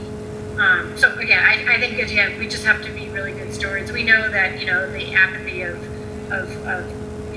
people wanting to get out and vote and really understanding the issues is there, and so again, thank you for all your hard work, and hopefully it won't go to waste.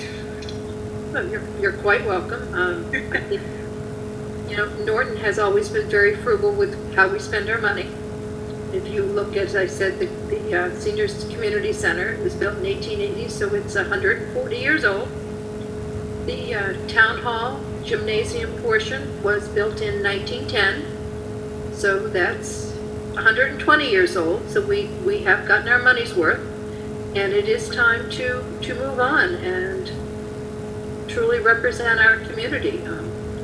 Our children need it in the schools, our seniors need it in the senior center community area, and the taxpayers of Norton need a place where they can be proud of their government. So it's time. And our house was built in 1998. We're only the second owners, and we were just meeting with the builder today to do some renovation because it's falling apart. Like, it's not that old, but there's wear and tear. I can't even imagine these large community buildings that we just have to do. We have to keep up. Have to do something. If I could just take a moment, Madam Chairman, I would like to acknowledge the building committee and the hard work that my members have done. This has been an interesting project. We've been at this for about 4 to 5 years now. We are very happy with the product that we're bringing to you for these 3 items. And I just want to acknowledge that my members have done due diligence and great work for this town.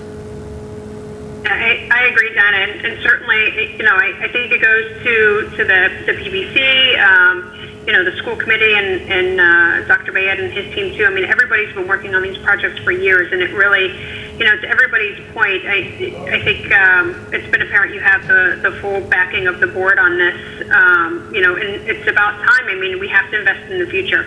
Donna, what I would like, if you don't mind, because I have this nice little page in front of me that I got in the packet about the Norton for Everyone that has a schedule on it. Is that something that you can review quickly? Because I don't think we talked about timeline. I think it might be good to talk about that here. And then I do have a couple other follow-up questions from the presentation afterwards. Sure. Norton for Everyone is the name of this project because it is improving Norton for everyone. the first thing that has to happen is that we will go to the annual town election on April 8th. Don, I'm sorry, if I may, Mike Units, can you share this on your screen? Which I have it, I'm just working on two different computers too. I show it on like page 21. Okay. I think it's just a good visual while Donna goes through it, if you wouldn't mind. Let me find it. I'm sorry, Donna, to interrupt. I just wanted No worries. for folks to see it as well visually. Michael, I have it ready to go if you want me to pull it up. Sure, go ahead if you got it. EDVW. This is a brochure that we have put together. Thank you very much, Anna. Of course. And I think you're the one that has to go through it? Sure, what, do you want me to skip to a page, Dinah, or? Yeah, no, this is, on the page, we have a project summary. The Town of Norton Permanent Building Committee, in conjunction with the Select Board, the School Committee, and Council on Aging Board, is pleased to present this joint project, Norton for Everyone, designed to not only support generations of Norton citizens, but also encapsulate the vision for the future of Norton. Norton for Everyone, developed after years and decades of discussion, addresses three vital services in our community. I'm sorry, my glasses are on, not looking in the right direction. The Council on Aging building, built in 1880, has exceeded its useful life and can no longer function as a viable structure for public use. Likewise, the Town Hall, a repurposed gymnasium built in 1910, has been remodeled only once in 1977 and can no longer provide a useful, secure, and safe environment for taxpayers' important 21st century services. Our school athletic fields, designed in 1972 and expanded in 2011, no longer allow for a safe and financially sustainable location for scholastic sports events and general public usage. With an eye to a unified community growth and support for all citizens of Norton, current and future, these projects will go before the voters in April and May of 2021. This brochure is designed to provide information and answer basic questions about the existing opportunity for our community. And if we move through, this is an example of students on the school athletic fields, a color rendering of what Dr. Bayetta was just speaking to. This is the location for the Senior Community Support Center on Mansfield Avenue. Rendering of how the building is envisioned to look. Inside location, this is a view towards the Norton Reservoir where the walking trails will be. The proposed municipal complex on East Main Street. Rendering of the building. Physical layout of where the offices will be. And then here are the Norton for Everyone bullet points, really, showing when the athletic fields were built in 1972 and the estimated project cost of $6,362,000. The Senior Community Support Center, the building was constructed, as I've said, in 1880. With an estimated new cost of $11,110,000. And the Town Hall, built in 1910, remodeled in 1977 with an estimated cost of $23,290,000. And we are looking for a positive town vote on April 10th at the annual election. It's a two-step process in Massachusetts, so it must go to the ballot. After the ballot, it goes to town meeting on May 8th, 2021. And then we will move through the design and permitting phase after positive votes at both of those venues, which will take us August 2021 through the latest date is April of 2022. We will go out to bid beginning in March of 2022 through June of 2022. Construction will begin, and I'm going just dates from all of these, beginning in May of 2022 and ending in September of 2023. We're looking for occupancy of the school fields in September 2022, Council on Aging, July 2023, and the Town Hall, December 2023. So the projects will extend into the future, but it's a good timeline and we know we can make it. Was that what you were looking for, Renee? Yeah, because I think, thank you for sharing that, because I think it's a great document that you guys put together that summarizes all of it on this one slide. I think, and I know that I've asked you this pretty much every time that you've come to us, based on this timeline, when can the taxpayers expect to see an increase in taxes with positive votes? Mr. Units? So based on this timeline, some of the increase will be obviously when we hire an architect, but that'll be kind of small. But when the construction starts, then you'd start seeing some temporary borrowing, so there would be some impact. And then once the projects are complete in December 2023, we'd do the final borrowing for the projects. Okay, so Mike, given it looks like construction, the earliest is May 2022, right? We would expect Q3 of 2022 to start seeing some increase, like the majority? Really like June of 2022. Yep. Okay. Thank you. And Don, if I may, I had a couple bullets as we were going through the presentation. I didn't want to interrupt. Okay, give me 1 second, Renee. Sure. This presentation will be put up on the Town Hall website and the school website, and we will have brochures available at various locations around town in about 2 or 3 weeks, maybe 3 or 4 weeks. So people can go on and look at this. So we're very proud of it.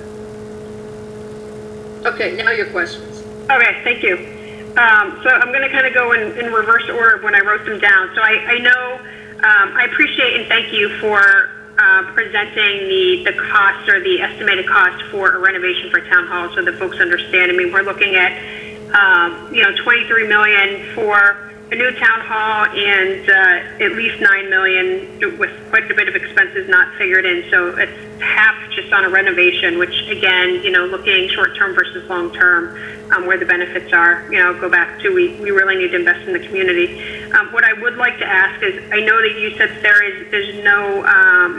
there's no way to renovate the Council on Aging, which I agree completely, but I think it's still relevant for us to have a backup plan, and I would ask you and the Permanent Building Committee to figure out what that backup plan would be, right? Whether it's attempting to look at a new space or even something small scale, knock down the building that we have and we put up again, not the best option, but something in its place, right? Because I think that those are vital services that we offer, and not having a backup plan to the debt exclusion is, I'd like to make sure that we had a backup plan. Even if it's not one that we'd want to move forward with, it would allow us the opportunity to provide services before that building comes tumbling down.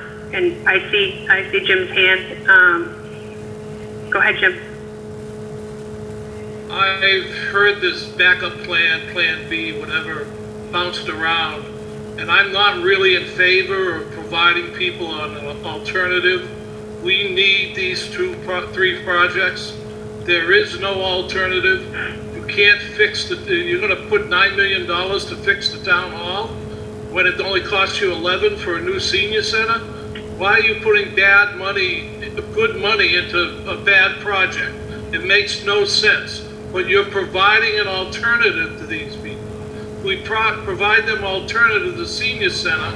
I don't know what building in town will take what the senior center provides and the relocation. I mean, I think Beth is probably willing to move back into that building for a year, but to find another building is absolutely impossible. in this town. You people can't find a place for a meeting. How are you gonna find a place for a senior center that's used every day? I don't think we should be putting an article on a town meeting for a Plan B. I know this is what it drives me crazy as a worker to hear administrators say you gotta have the Plan B. You don't have to have it. Did they have a Plan B in Normandy? No, they went to Normandy regardless of the bad weather, because they didn't have a Plan B. Plan A was go to Normandy. When it rained, they went to Normandy.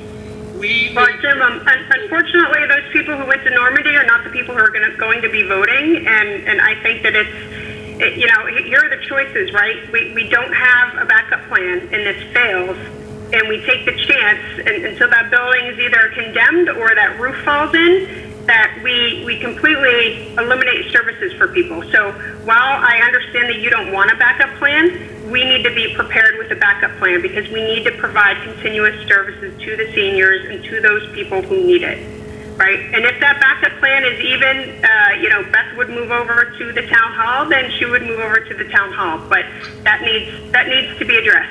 We're gonna put her in the selectmen's meeting room? If I might interject here, I think if you are looking at a backup plan for the Senior Community Resources Center, if you tear down that building, and Paul is on this call, he know better than I am not sure whether that lot is conforming now to build anything new. I don't, and Dinah, I'm not saying that's the solution. I'm just throwing this out here. You would, in order to continue services, you'd probably be looking at a rental space. And I don't know if the town wants to get into the position of renting spaces.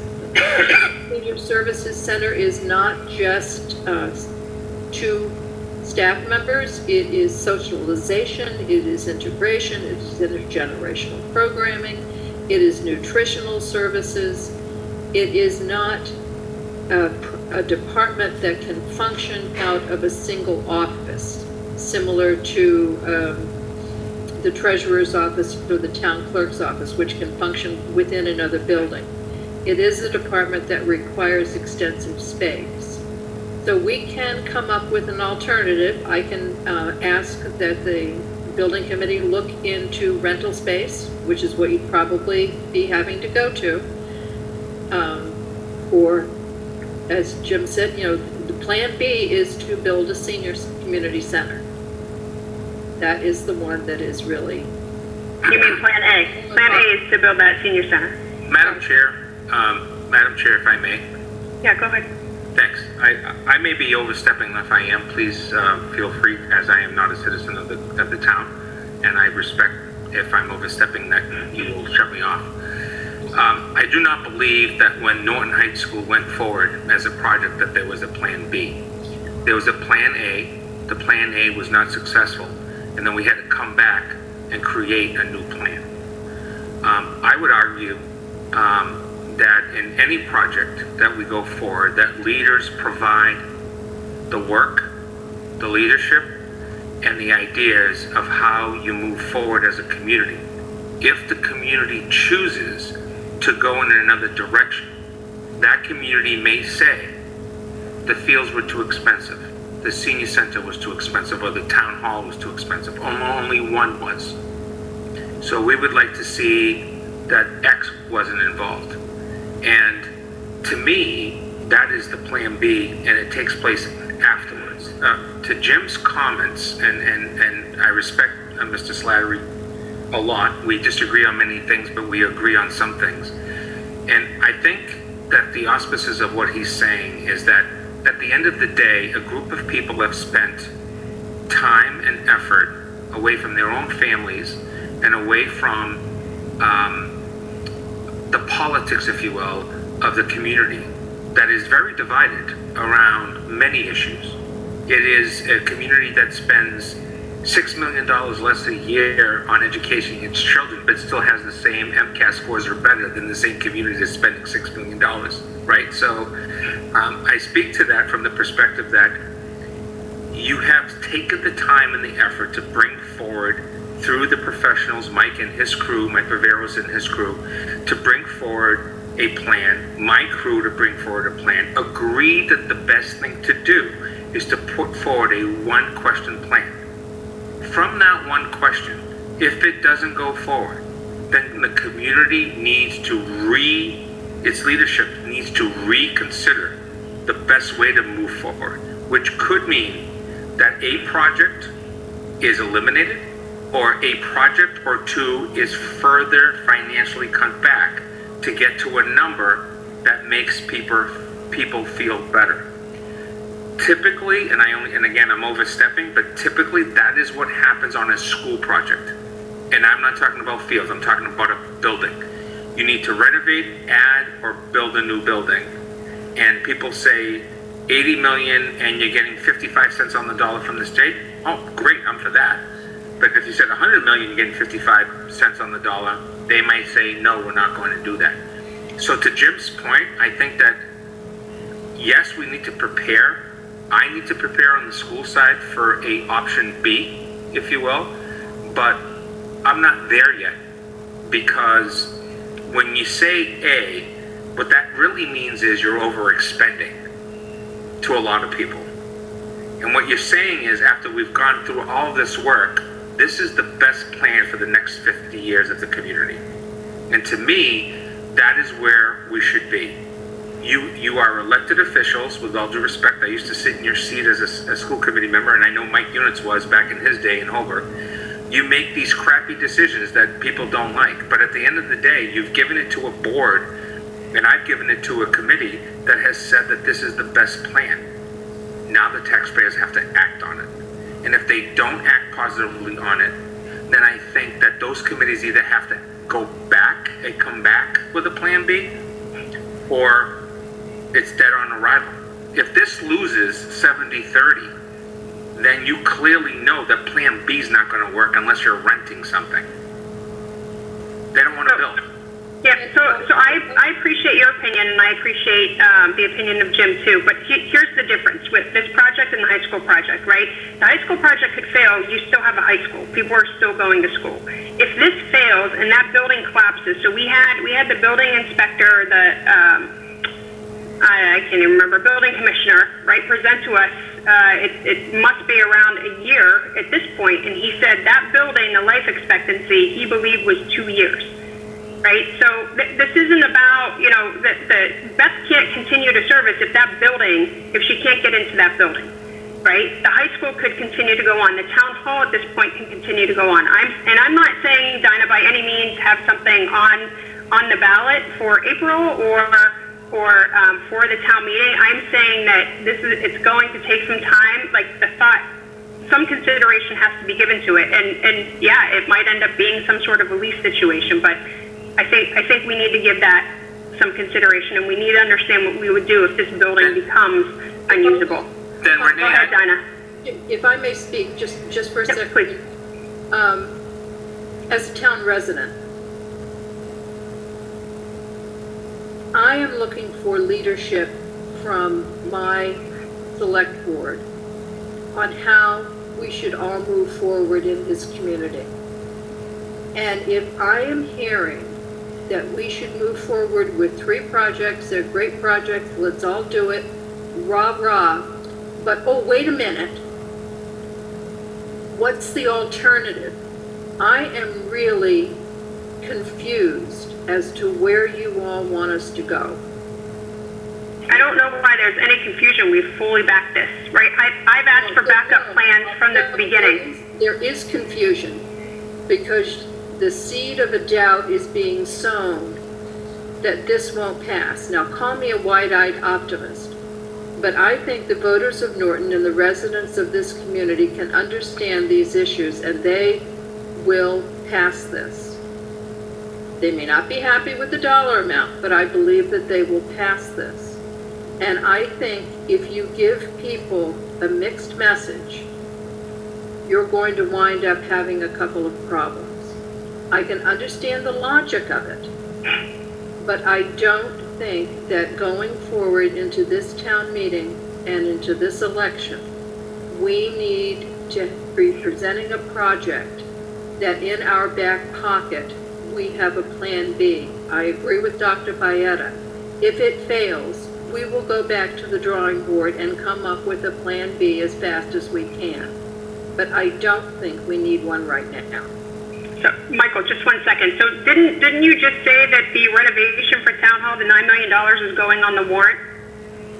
No, I did not. I said you had asked that. Yeah. And I gave, we told you we'd give you an estimate of what it would cost in answer to a previous question. It's not on the warrant as far as I know. Okay, but still we have a backup plan. No, there's no backup plan. We have no plans. We have a rough estimate. We have no design. We have no cost estimate. We have no architectural work. We have nothing. But Dinah, Renee, and I think that's the most important thing here is we're all in. Like we can't. I understand what you're saying, Renee, but we're all in. This is our plan, and I understand that if it fails, we're going to be scrambling around because the lives of these buildings are dead. I mean, these buildings are dead. We're going to be scrambling, but this is our plan. The school has caught it down. Correct me if I'm wrong, Dr. Baeta. 10 million down to 6 million. I know Dinah's group has gone back several times to try to squeeze costs and so forth. I think I understand your concern. Like, what do we do if it fails? We have to go forward with this is our best.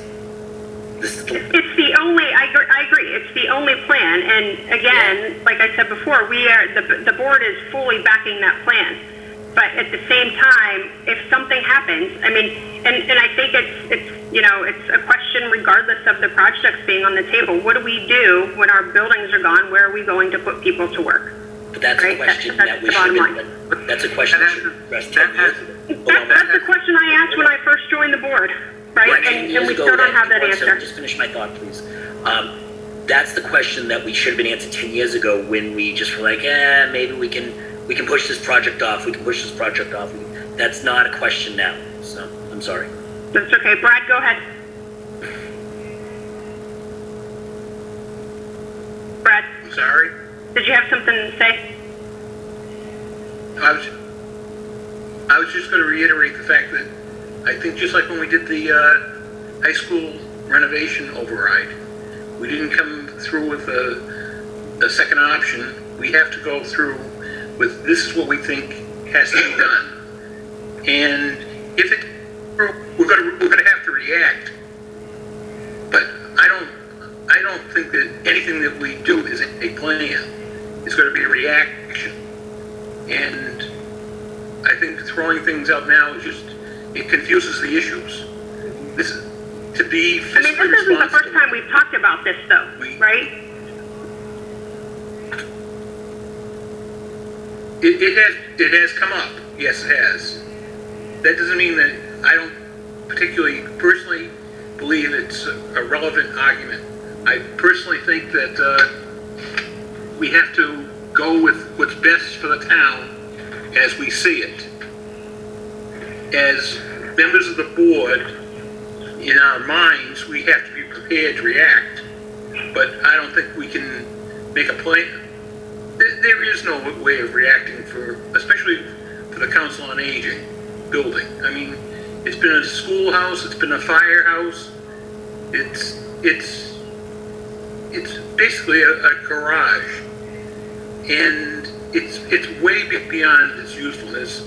And for a temporary thing, we're going to be flushing money down the toilet, leasing space someplace, and even that, I don't know where we're going to find it.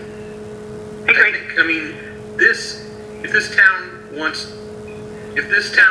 to be fiscally responsible, we got to bite the bullet, do these projects, and get buildings that are going to pay for themselves in the long run. Because otherwise, we're not going to have the space for people to work and serve the residents of the town. I agree, and I'm going to reiterate, and then conversation is done on this particular topic that the board is fully backing these three projects, the work that everybody has done, and this is the direction that the town needs to go. Dinah, two more questions. You mentioned asbestos in the existing town hall. I'm going to assume, but I'm going to ask that those costs have been included in the project for the demolition of that space, correct? Yes. Okay, thank you. Just clarifying for history. And then the other thing was, I know that we had open questions on operating costs. So what the current operating costs are now of the town hall and the council on aging, and what the operating costs would be with these new buildings. I'm working. Oh, go ahead, Dinah. No, I would say that, I was gonna throw that right back into your court, Mike. That's municipal operations. I'm working on that. I just got the electric and gas bills from the senior center, and I'll get that to you. Okay. I just wanted to go back, if I can share my screen, to answer your question on when it will impact the taxpayers. Sure, please, Mike. This will be the easiest way to see that we'll be doing some temporary borrowing in fiscal year 2022. So the first impact to the taxpayers will be for the temporary borrowing in fiscal year 2023, which on $100,000 of value will be $3.55 to the taxpayers. So anyone, if your house is 500, you multiply that by 5. And then in FY 24 is when you would start seeing the impact of the whole project. Hopefully everything's done and we're in. And that would be $78.20 per 100,000. And the next year would be $78.25, and then it starts going down. Okay, and Mike, what was that? You said 2024? Yeah. Okay. Great, thank you. And Dinah, I imagine those are going to be questions, but I think that that's, definitely a point for, I think it came up with one with the PTC meeting at LGN. I can't remember if it was that meeting or somewhere else, but certainly I think that's a good point to communicate to people, because there is a lot of, concern with the current pandemic and what the economy is doing, and this again shows that it's an investment over time. No, I think that's a very good point. I'm visiting the Salmones Parent Teacher Association on next Wednesday evening. I'll make sure that I get that out there, because I know it'll be a question. You're right, it was at the LG North. Great, thank you. Mm-hmm. And then from your side of the operating costs, is that something that Mike and his team have done as part of their research and work and the design? We have not prepared operational costs, no. No, that would be municipal budgeting. So who would be responsible for that? The select board and Mr. Eunice. For the new buildings as well? For operations? Yes. Yes, because they would be operated through the municipal budget. So you would... So Mike, do you have the information that you would need to estimate what potential costs are based on the high efficiency systems that Mr. Viveros has talked about? I do. I'm working on that right now. Okay. When would we expect to see those? I would think we'll have it next week. I just want to go over it with Mike first, and then. Okay. I'm all for the projects because we've been putting band-aids on these buildings for too long, and we need to be at one time and vote yes on these projects because we need these. We need a new town hall. We need a new senior center. We need a new athletic field because they are falling apart, and we have been putting band-aids on for too long. So enough is enough, and let's move forward with this project. Thank you. Vote yes. Thanks, Peter. I was going to put that vote yes in there too. Any additional questions or concerns from the board? Madam Chairperson, with all due respect. One second, Jim. Oh, from the board, okay, I got it. Okay. Any questions from the public? Go ahead, Jim. And then Bob, I got you next. The reason I brought up the option B thing was there is a rumor going around town that I heard at least 4 times this week, and I've heard earlier on, and I haven't seen the warrant, so I could be spreading rumors, but there's a rumor that on the warrant is the article for the 3 buildings, and 4 or 5 articles down is another article for renovations, or your option B, or whatever you want to call it. Is that true or false? I'll have to defer to Mike. Thank you. Go ahead, Bob. Yeah, Madam Chair, a lot of conversation going back and forth about Plan B. And I feel, and I know you do too, that, you want to have a Plan B. But the people in town asked to come up with a replacement plan for Town Hall and the Senior Center. And we tried to do that. And I think that if you really want to know what the people think, let them vote. Let them vote to see how they think. Okay? And we can move forward from there. By having a Plan B, it's very, very confusing because people in this town are going to vote for the most economical way to move forward. They don't know what it's like inside that town hall. That town hall looks beautiful from the outside. But that town hall is terrible. We'll never get business in here. You don't even have a place you can have a conversation with them in there. The senior center, that building is shouldn't even be used today. So there is no Plan Bs. The Plan B is to replace them. And if the people don't want to do that, then they need to say what they do want. But they've already said to move forward. Let's hope you're right, because I want to see a yes on that too. Okay. But we need to move forward, and Plan B is not the answer to move forward. A lot of good conversation here tonight, and I think that there's people in the committee, the select board, that can answer questions at town meeting on why we need to move forward. I agree. Okay? I agree. Thanks for your comments, Bob. Yeah. Dr. Bayetta, please. I'm with Joe, please. Just a wonderful title.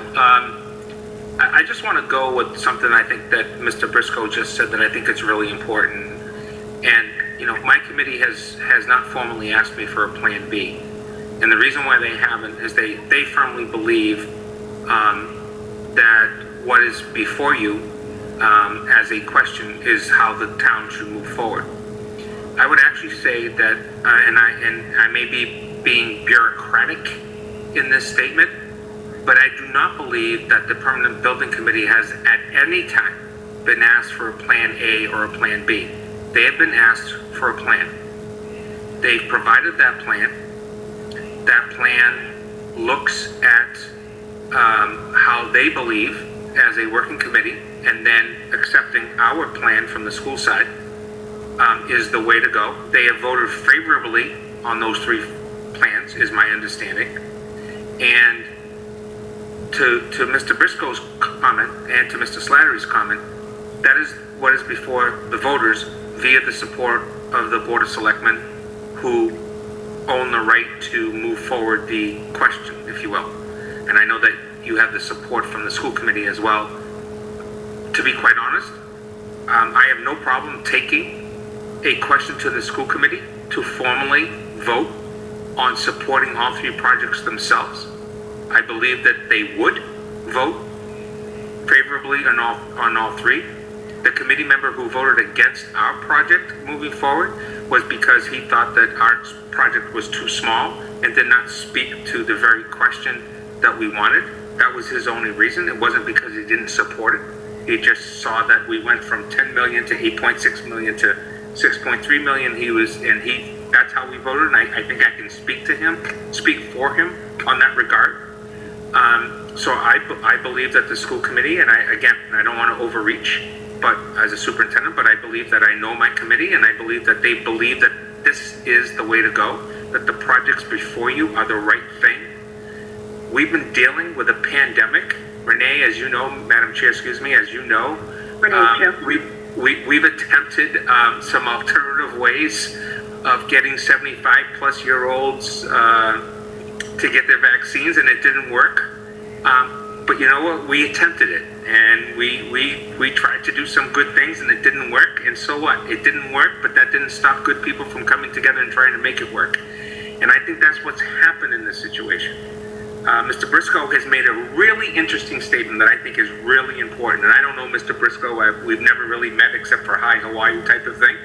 But what he said tonight I think was really important. What's before you is a question before the voters. If they say no, then Jim and Bob and Dinah and the group have to go back to the drawing board to figure out how to get a yes. That's their job. And if they decide, and by the way, Mr. Medeiros is on, who my dad always says I need to remind him to say hello. At the end of the day, if that board, if the voters say no, then they got to go back and work with Mike Riveros and say, we need to make this X in order to get it maybe to be more supportive. And I think that's the one thing I've learned about school projects. The wonderful thing about school projects is there's always a little grant that brings in all this money that you guys don't have on the municipal side. But that doesn't stop us from coming to the table with the right number so that people are like, hey, $60 million project and you're getting 50 cents on the dollar. Okay, so it's only a $30 million project. Okay, everybody's like, okay, great, we're going to vote for yes for that. That's what every community does. I mean, there hasn't been one negative vote for a school project in the last 10 years. Not one. Because there's money tied from the state, whatever that number is, which is the minimum of 40%. So I think what's happened tonight is everybody on this call is probably a pro voter, those of you who live in the town. And all of us who work for the town are saying that this is a good idea, this is the right plan. If the voters say no in, is it April and May? April and May, yeah. Then guess what? There's an October town meeting to come back to if the voters say no. Or there's a next year. That's the plan B. The plan B doesn't start before that, in my opinion. Yeah, and hey, Joe, Joe, I'd like to... Joe, sorry, Renee, it's Sherry. Joe, I just want to just clarify something that you had said. Although I don't think we've taken a formal vote on the 3 projects. One vote we did at our last joint meeting, I think it was unanimous. It was. For all that were there, that we absolutely did agree with 3 projects. One question. Yeah, that's exactly what I was going to say, Sherry. And not only Joe from the school committee, it was also FinCom as well. So, you know, again, the boards fully support this, and it's about getting it to the finish line. So, you know, my questions are not in any way to deter that process because it needs to happen. It really does. Okay. Anyway, any further comment or question on something that we have not talked about? Okay, well, I want to thank you guys. Again, Joe, you and your team, the school committee, Dinah, you, and the PBC. I know, you know, both sides have been working incredibly hard on this. I think the end result is an excellent product to bring forth to the town, and, you know, certainly from my side and I think side of the other folks on the board, we're going to do everything that we can to get that message out and answer questions and hopefully get more yeses out there than nos. So it's an investment in our community, and it's certainly the right way to go. So appreciate everybody's effort. Let's hope for a no more limit on a celebration post yes votes, and then we can all get together and toast to the future. Party at your house if it passes. That's fine. Summertime pool will be open. Just thank you very much for your time. We look forward to working with everybody on this project. And if anybody has any questions, please feel free to contact the building committee, and we look forward to working with everybody. All right. Thank you, guys. Have a good night. You too. Okay. So, Mike, we are at 10 o'clock, and we have quite a bit of things on the agenda. If we could I know we have yes. 2 department heads that have been getting the benefit of all the stimulating conversation, and I don't want them to get too spoiled. So if we could move them ahead of some of the other Definitely. Yep. You want to go to the budget presentations from the police, the board, health and planning and zoning? Yep, definitely. Let us know who's up. We have Brian Clark, the police chief. Hey, chief. Good evening, everyone. Good evening. So can I share my screen, Mike? Should be able to.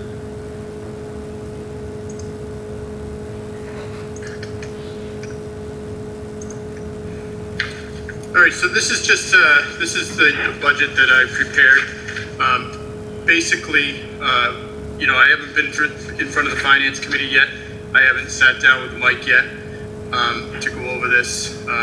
It's basically a very tight level service budget. It's actually only it actually only increases $20,400 from last year. I'll just point out maybe a couple things if I can. I'll highlight this number and this one. You see that it says that the transferred amount, it's actually, what happens here is James takes a separation expense from an employee that retired and puts it into this budget. So this is not an actual budgeted amount.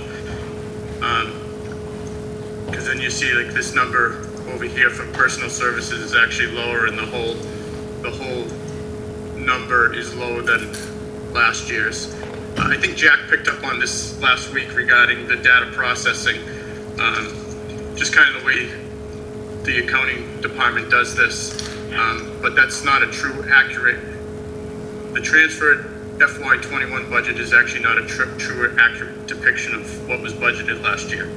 I just wanted to mention that. So basically everything in the budget is contractual that has been increased. There's actually a slight decrease in the expenses overall, and really the reason for that is a couple of line items removed that had to do with internet or data processing were moved to Charlene's budget, about $3,000 or so dollars. So that's kind of where we stand right now. You know, overall, there's no new positions in this. We're down one person right now, as you all know, so we will be looking to fill that position. You know, we are running short on our day shift. There are other areas like training. Police reform's a big thing right now. I think the town manager just had a little presentation on it today. There's going to be an awful lot of work. There already is right now. There's a lot of timelines we have to meet, policies to update, and a lot of public records issues that we'll have to deal with. So I could go on, but it's like you said, it's 10 o'clock, so I guess I just want to answer maybe some questions that you might have. Sure, I'll open up to the board. Where are we with, where's overtime on this? I'm assuming that that's a big line item for you. So overtime is right here.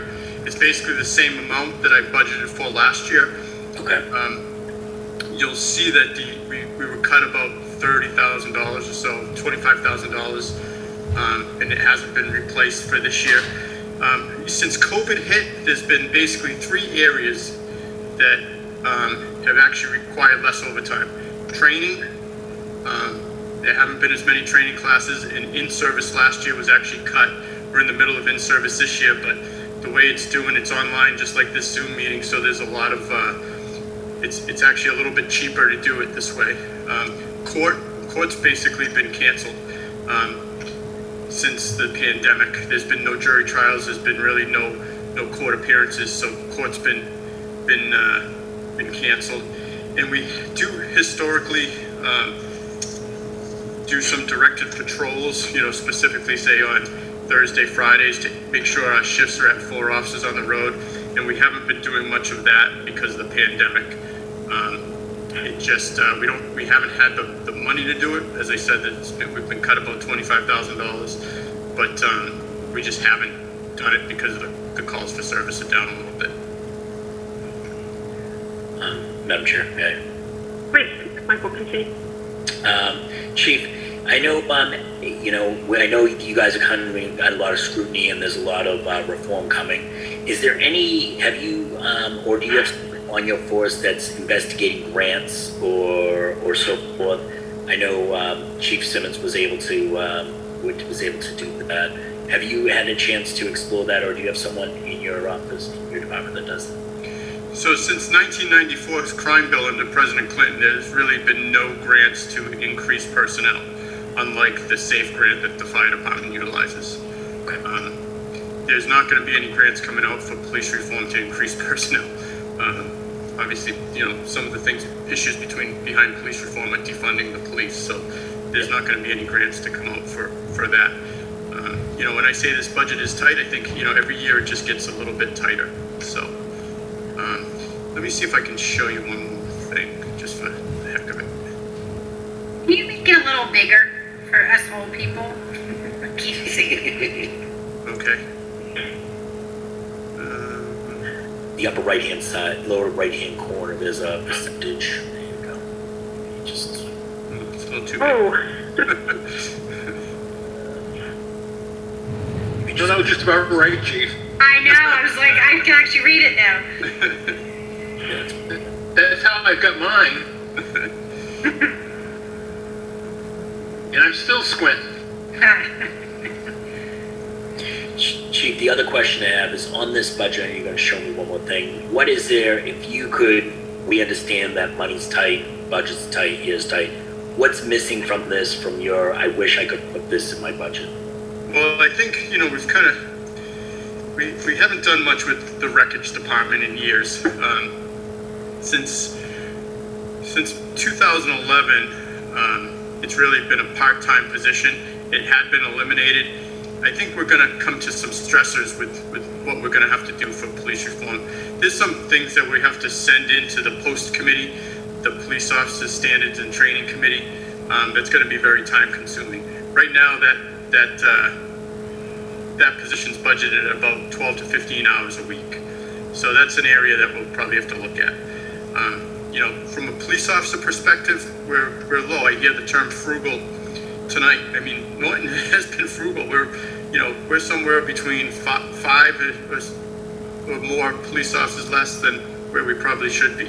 I think we do a good job. I think we do a great job, to be honest with you. We're a service-oriented department, and we do a lot of good things with the money we have. So, here.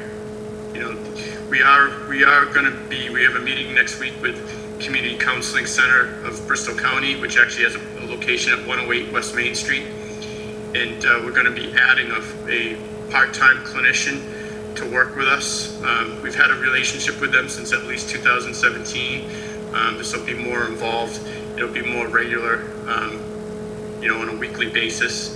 And when we talk about grant, that is one area of grant that I'm looking to get through the Department of Mental Health. So, has there been any evaluation of your staff, of your officers? This year's obviously been trying on both you and the fire department. Just obviously with also loss within your department mentally. Has there been a survey of where your men are? As far as and women. I said, survey. I was like, Very fast enough. Men and women are. As far as just their mental state of, obviously being an officer is a mental draining job, but obviously this year's added a whole new level. Yeah, so we do belong to a regional consortium that we have a peer support association that we have been, utilizing. We also have the employee assistance program that's available, and those are kind of some personal things, but we do have there are times we've got together as a group depending on what the issue is at hand. Obviously Sergeant DeFossis just passed away, so that was kind of a big deal. But we do, we do try those checks and balances, if you will. Okay. All right. I just, what worries me is where you guys are so tight on staff and budget and all that just, it almost glosses over problems that could be there that we're not recognizing because we're just tight. Right? I mean, it's what it is. Yeah, I mean, I'm glad you kind of recognize that, because you don't have to look too far to the fire department to see their staffing is quite quite different than ours. They have quite a few more bodies than we do. They also have a totally different operation. You know, their overtime is quite a bit more than ours. We had a call last week. It was two sudden deaths that were 37 seconds apart. We have 3 officers on the road. You do the math. You know, how do we do that? So I just wanted to find one more thing. Okay.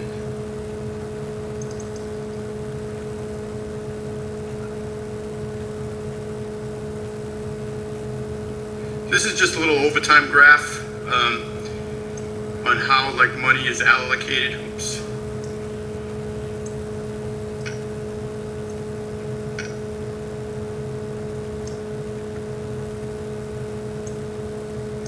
You know, the large majority of overtime is allocated with vacation, holiday, and training time.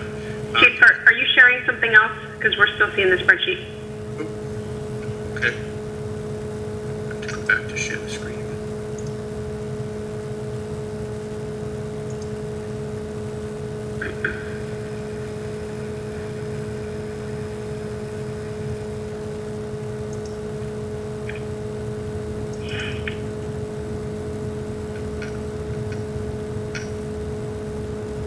It's because Meg made you make it so large. You can't. Yeah, it's Sorry. You see this now? Sometimes it's easier to stop sharing and then start it again. It's this. Yeah, I was gonna say it's the same screen. All right. I'm gonna fail at this You then. can go get my cheaters if you need me to.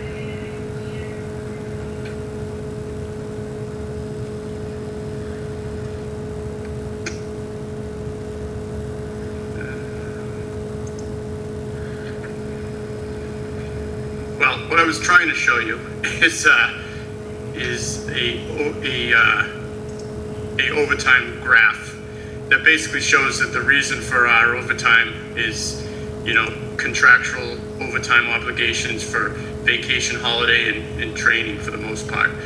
Vacation time makes up 20%, holiday time 22%, training time 17%, and then there's a few others in between. So. But I can't seem to share that for some reason.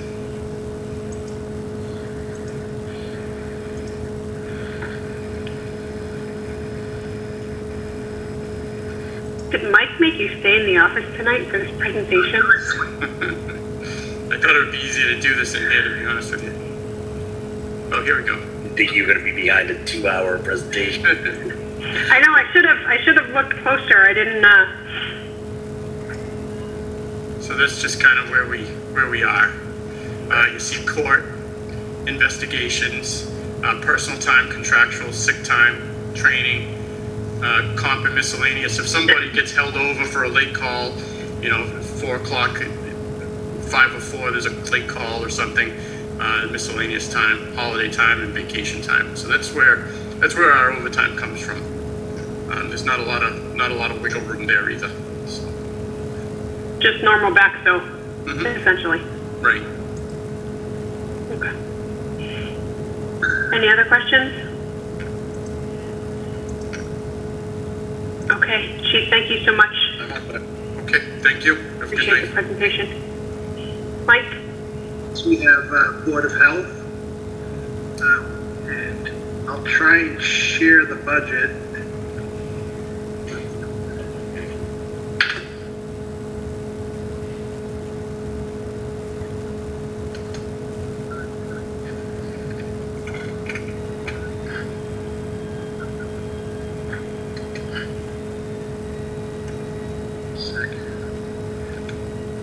Mike, I can probably do it if you can't there.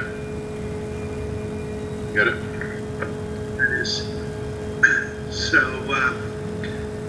as you can see, Chris has the Board of Health and then also public health nurse.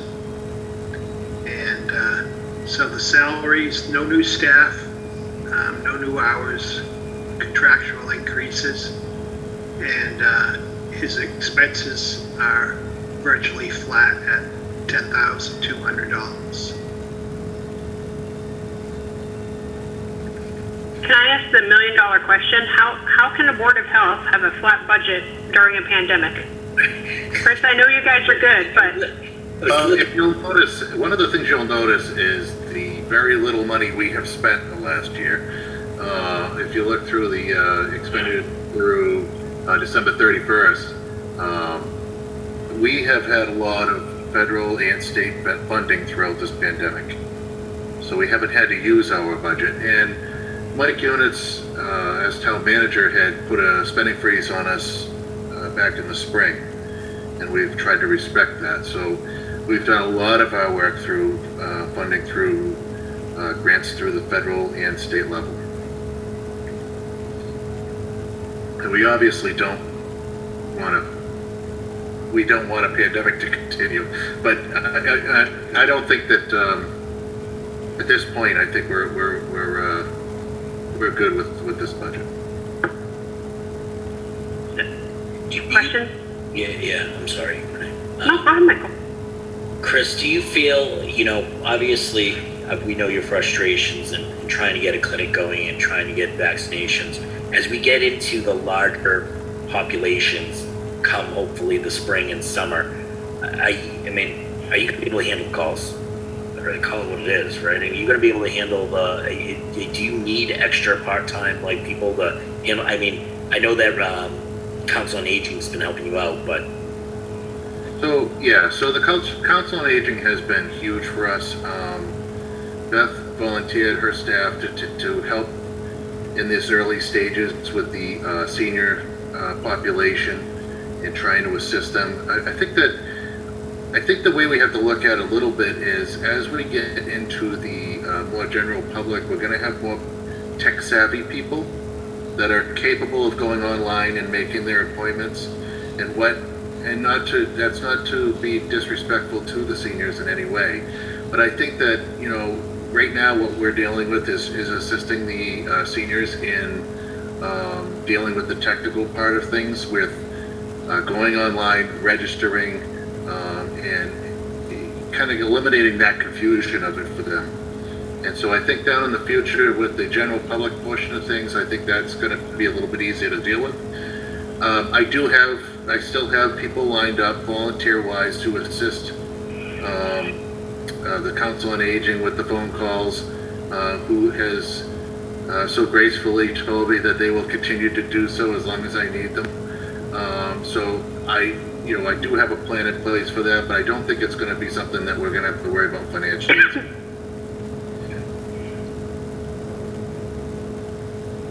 And the next question is public health nurse, and I was talking with someone the other day, and they were wondering what your qualifications are for your public health nurse. And I was like, well, the public health nurse has been here at least since 2008 and was in charge of all the nurses in the ICU at a local hospital. So we have been very, very lucky with the person that we have as our public health nurse. Donna's done a great job, and she's we're very fortunate to have her in the community. So again, looking at Donna, I've always said she's the hardest working employee in town. And that's, again, no disrespect to anybody else, but she's just an amazing public health nurse, and we should all be just excited to have her. Chris, I appreciate that you recognize her, and you've done it publicly on several occasions, and I think it's great that you're advocating for your employees. Thank you. So Chris, it's a question I've been asking everyone. Obviously, this is a very tight budget. If there's something in here that you could add, what would it be? What would you tell the select board? This is something in the future I would like to see in the budget. I think that the only thing that, and to me, it's still quite a bit into the future, but the only thing that may come down the road is that my assistant may need more hours. My assistant health agent is 18 hours a week. And I think that as the town grows, as we start to bring in more business, as we start to bring in more restaurants, that's going to bring up a lot of workload for our office. And I think that, it may not be bringing that position to full-time, but maybe closer to a 25 or 30-hour-a-week position. So that's something that in the future we may be looking at. But as of right now, myself and my administrative secretary are full-time. Our public health nurse is 25 hours a week, although right now she's more like 80 hours a week. Is there what's that? Is on this assistant that would be there? Is their function? Is it mostly administrative, or is there actually money that we would make from because they're going to be able to do more inspections, more of these kinds of things, or implement? Is there money? So my assistant is basically, she has the power that I do, essentially, and she's out there doing.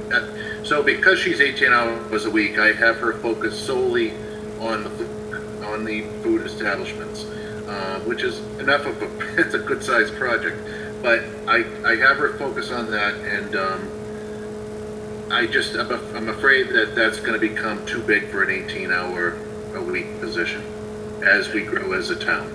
And I think that over time we will find that needs to be increased. Okay, great, thank you. Hey, Chris, is that like the only trigger on inputs, like restaurants or food establishments? It's not. I mean, the rest of the rest of the operation would be incorporated with that. Like I said, she essentially can do what I can do. So if there's going to be other parts of it, but that would be the majority of it. I mean, there's so many aspects of my position that I can't name them all off right this moment. But she, whoever would be in that position would be asked to not only take on the food, but take on more and more of the other aspects as well. Okay, I'm just trying to understand, is it bringing new business in town overall, or is it bringing new food establishments in that really taxes or demands more of your department? Well, in that position, the food establishments obviously hit it big, but businesses overall definitely increase the workload. And then, with the business is also going to become, more residents are going to, hopefully we can have more residents in town as well, which is going to create more housing inspections. It's going to create more septic work. It's going to create more private wells. It's going to, it's a lot of different aspects of our department that it affects. Okay, thank you. Any other questions from the board? All set. Okay, great. I just wanted to say thank you very much, by the way. I know that you've been having everything in the kitchen sink thrown at you over the last week of promises of vaccinations, trying to track them down. And all. I just want to say one thing. I want to clear up one thing. Yesterday was an awfully chaotic day, and there was some Norton alerts that went out that shouldn't have gone the way they did, and I apologize for that. I don't ever want to discourage people from calling the Board of Health for information.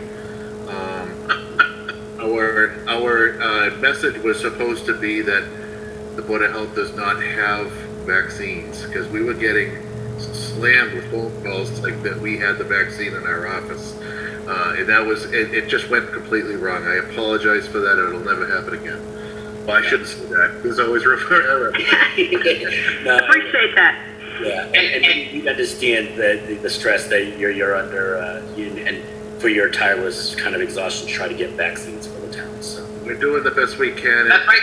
Anything we can do from here is, I'm dying for tomorrow's meeting. Tomorrow, the DPH meeting is going to dictate quite a bit, and we just want to help, But every time we turn around, we're getting pushback, and it's the frustration of aside from the 20 towns that are going to get allocation, the 331 towns that aren't are going to. We all have the same frustration. That's right, Christian. You're doing a good job, and this pandemic is almost over. And I found out from both through the CDC director words over pandemic fatigue come spring, and this could go back so fast. But if we do all the right tools that we do, wash our hands, stay safe, and be vigilant, then this spread won't be as bad. And we are almost at the end of this pandemic. We're almost at the finish line. We can taste it with the vaccines, and we will get back to normal spring, summer, fall, so I can I missed all the in-person meetings. I missed going to the games, and I missed everything. So we're gonna be back to normal soon, right, everyone? That's right. Hi, Peter. I actually, if I could just add a line item for Peter for my public spokesperson. And Chris has another budget, the sanitary landfill, is that up on the screen? Yes. Yeah, so we are under orders of the DEP to maintain gas testing at the landfill that has been capped. I think back in 1989, I think it was done. But at any rate, so last year we had budgeted for 13,000, but that was because we had a requirement for that particular year for having groundwater testing as well. And that's something that gets done, I believe it's every 3 years, every 2 or 3 years. So this year, all we have to worry about is the gas testing for methane gases and others. And so the quote came through at 7,600. We've signed the quote with CEC. I went with a little bit more just to cover any incidentals, so we have it at 8,000. Where's the location of this? This is right on Hill Street. Hill Street. Yep. And there's no, when was it capped? It was the late 80s, honestly, off the top of my head, yeah. Once you cap these things, there's no reusage or anything that can be... Oh, there is a solar farm. That is, yeah, so we do have a solar farm that was done back, I think, in 2016. So yeah, that's... I believe it got filled around the 1989, 1990 time frame. It was right there, huh? Yeah. Yes. And then part of the cap slid and had to be recapped. Yes, prior to the solar project. Yes, you're right. Brad, has there been ever a movement to try to open a new landfill in town? After that, no. I don't think there was a. You know, with the groundwater in town, it'd be very difficult to find a place where you could, you know, put a landfill and not worry about leaching into groundwater. Okay. You can't even find places for businesses to go with the water we have, let alone trash. Great, thank you, Chris. Any other questions from the board? No. Awesome. Thank you, Chris, so much, and thank you, you and your team for everything that you've been doing to support us through this pandemic. Thank you for supporting us. It's been a long journey, and we're hopefully heading for the finish line. That's right. That's right. We're almost there. That's right. Spring, summer, fall. Thank you. Thanks, Chris. Have a good night. Mike? Next, we have planning, and on the planning department, the charges and expenditures are the same as previous year, and then the salaries increase by contractual requirements. There's 2 employees in the department, no increase in staff. And I know Paul is on. Yeah, and I should say that it's for the non-personnel costs, we've been at the same amount for at least 5 years. And at least for this is my 3rd fiscal year, we haven't even, we've not spent the 5,000 in any single year. So we do, and in fact, again, last year with COVID, we really, we tightened up a lot, but we haven't spent nearly not as much. And I think also the fact that we've gone much more digital, we're not spending as much on office supplies as we have in the past. So those investments help in a lot of ways. So those are really productive. They can save us in the long run. And yeah, so we've kept a pretty level budget, and other than us, the salary increases that were contractual. And we work for 3 different boards. So I want to make that point clear too, that, we represent, this is just the planning board, but we also represent we work for the Zoning Board of Appeals, and now, I fortunately have been working much more closely now with the Economic Development Committee. commission as well. So we're kind of spread out all over. So we're lean, but we're, you know, we do a lot. I guess I would, Mike, you would ask Christian about what his wants are, and I guess I would say on our end, you know, I would love to have a planner assistant. Primarily, especially this year with what's happened with COVID. Now, we've obviously, you know, Christian and his team are doing a great job on the health side of it. We were caught flat-footed on the business and economic development side. And we really need to be, you know, and of course, working with the EDC, we're starting to really make progress with it. But part of the problem is I'm still getting a lot of calls for people who have, it's important that they're getting improvements at their property. But as a town, these are not impactful things as what we're doing for economic development. So, you know, I'm shifting priorities away from zoning board of appeals work. Fortunately, Nick, the building commissioner, is stepping up on that, and Nicole is doing her part. But, you know, it would be great to have somebody, you know, a planner assistant who could do, you know, not only just the smaller things, but act as, you know, a transition. I mean, at some point, you know, I won't be here. And I can tell you when I started, there was nobody in the department, and it was tough. It's tough starting from a clean slate. And, you know, we need to be thinking, if we're going to be thinking in the future, as you were talking about with the schools, I mean, with the, you know, the 3 capital projects, we should be thinking about personnel as well. And for many of our 2-person departments, you don't have a plan for your knowledge base drops when a person leaves. And, you know, to be able to start building up that would really be very helpful to the town in the long run. So with that, any questions?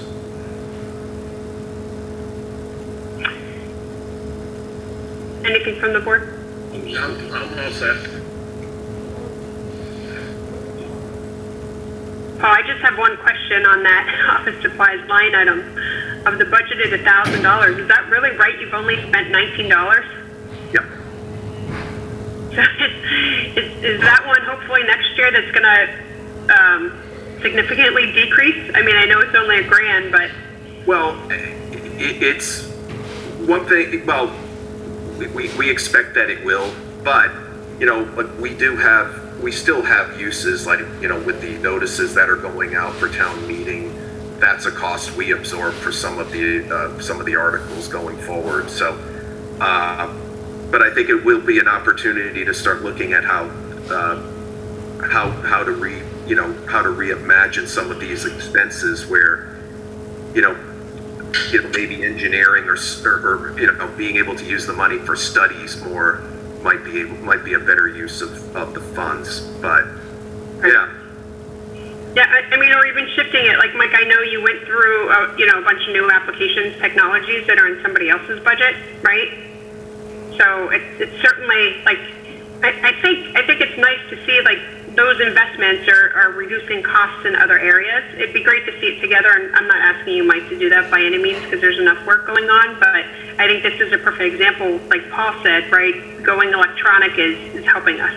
I imagine financially as well as from a production efficiency perspective too, right? Less hours actually doing things manually. And I think, Renee, it's important. I should have pointed this out. Since it's been about a year since we've had in-person meetings, the paper has declined a lot because we're just using Dropbox. And board members just use that. But when we resume in person, I'm expecting they will want paper again. And maybe that's something that the board talks about, because, you know, if we're able to do it electronically and there's, you know, not a disruption to what we're doing, why not continue it and save the money? You know, put that money towards the fees for Dropbox. Just it's food for thought for us to consider. Madam Chair, Matt? Yeah, go ahead. And Mike, and I'm not sure, generally speaking, Paul, did you take over this budget in fiscal year 2019? And I'm sorry, could you just put that back up? Did I came on in August of 18. Okay. So that would have been 2019. Okay. Mike or Paul, can you just explain? I understand you're absolutely right. 21 to 22, just so I get some understanding on it. That sounds like it's a contractual increase because that's about 3% difference. How do we go from 2019 to 2022? That's a 25% difference. Am I missing? What was the big jump there? Is that just a bump in?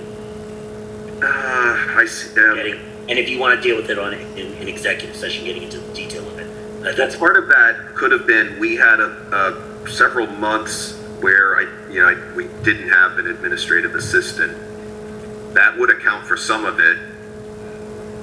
Okay.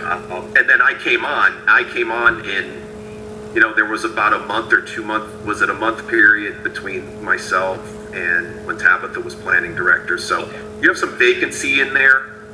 Okay, that's probably what it is then. It looks like if you look at this as a screenshot, that's a huge jump from 2019 to 2022. But you're absolutely right. It's about. And of course, the biggest thing, that position was for a long time. The admin position was part-time. So hours were added. So there's the big difference. Okay. It became a full-time position, or almost full-time position. She works 37 and a half hours. Okay. I'm good with that. Thank you. I appreciate the explanation. Any other questions from the board? Awesome. Thank you, Paul, so much for reviewing that with us.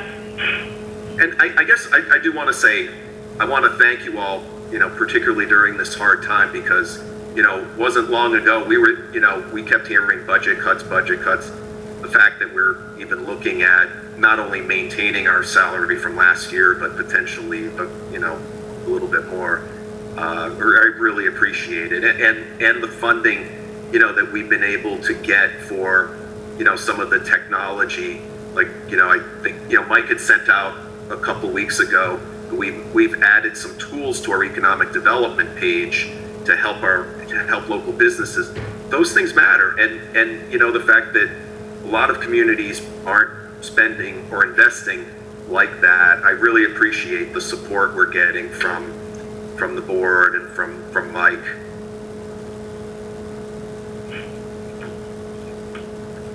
Well, thanks, Paul. And we did share that with the Tri-Town Chamber of Commerce today, and people were impressed with the website. Great. Okay, Mike? Anything else? Not on budgets. I was just now on the agenda. Do you want to continue, or do you want to continue the things we have on the agenda to another meeting? On item 5, the town meeting articles, what did you have planned for that, and what's our timeline? Because I don't want us to get behind if we need to pull something off. No, I actually only had one thing in mind on that. I know I have been talking to Michael, and Michael had asked about putting that article on about the Water and Sewer Commission, and then he has since told me that he thought that it should really come off and wait until the future if needed. I don't want to abandon the issue, Mrs. Chairman, but I think right now what's on the warrant with the charter might remedy some of that issues, and I think waiting is prudent right now. Okay, great. Thanks for the update. So is everyone in agreement with pulling that off? Is that okay? Oh, is that, we have to officially vote on that, don't we? Yeah, if you could. Is that somewhere, what article number is that? If we don't. They change all the time, so you 48. You have it up on your screen? Okay, you want to, I don't have it on my screen. Meg, can you make a motion? I don't have it on my screen. I was joking. It's Article 48 because there was a lot of articles on that. They do change as articles are removed. So What's the title of it? How about that? It's the restructure of the water commission, making it appointed instead of elected, correct? Correct. And if that's correct, then I move that we delete that warrant article. Seconded. Okay, so we have a motion and a second on the removal of the article for the restructure of the Water Commission to make it appointed versus elected. Okay, any further discussion? Okay, Meg? Yes. Brad? Yes. Michael? Aye. I too vote yes, so that will be removed, thank you. Okay, so the next item is the update on marijuana establishments. I can hit this in about 30 seconds just to keep you guys apprised of where we are, if that's okay. The first thing is we submitted a draft of the bylaw language that changes to the marijuana and MTC bylaw to account for the operator delivery license. What else was on there? I said I could do this in 30 seconds, and now I'm trying to remember what was there. It's basically adding definitions that didn't exist before from the CCC, and then changes in the MGL as well. And then also we had to do changes. We talked about we had an oversight initially where we weren't allowing an establishment to get a building permit with just a provisional license. It said a final license, but they couldn't get that license without an inspection from the CCC. So we've modified that language so that they can get a building permit with a provisional license. And then that just allows them to continue through the process. Paul, was there anything? I think that was it. That covers it. Okay, so that was just draft to get it, because we had to get it into the warrant for FinCom's review. Paul sent me some changes to that, and I haven't seen. I don't know if Town Council responded back or not on that, but we might have some additional changes, and then we'll bring it to the board just for a quick review, so you guys are aware of what were changed. But it's more, I would say, red tape things.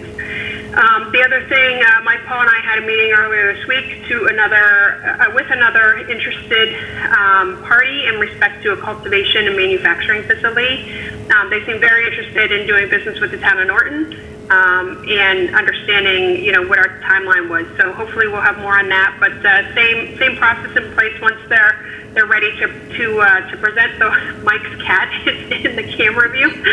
I'm sorry. Once they're ready to present, they'll come through the EDC for presentation and kind of a vetting process.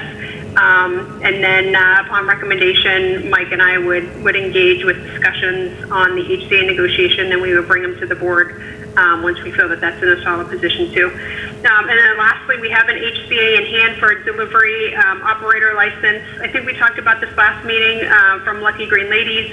So that is with myself and Mike right now, and we're going through that, and we'll have some conversation with Town Council, and then reach back out to the applicant. So just 3 quick updates there. Mike, do you have anything for Town Manager's report that needs to be discussed tonight? Okay. Anyone have anything for the Select Board's report and mail?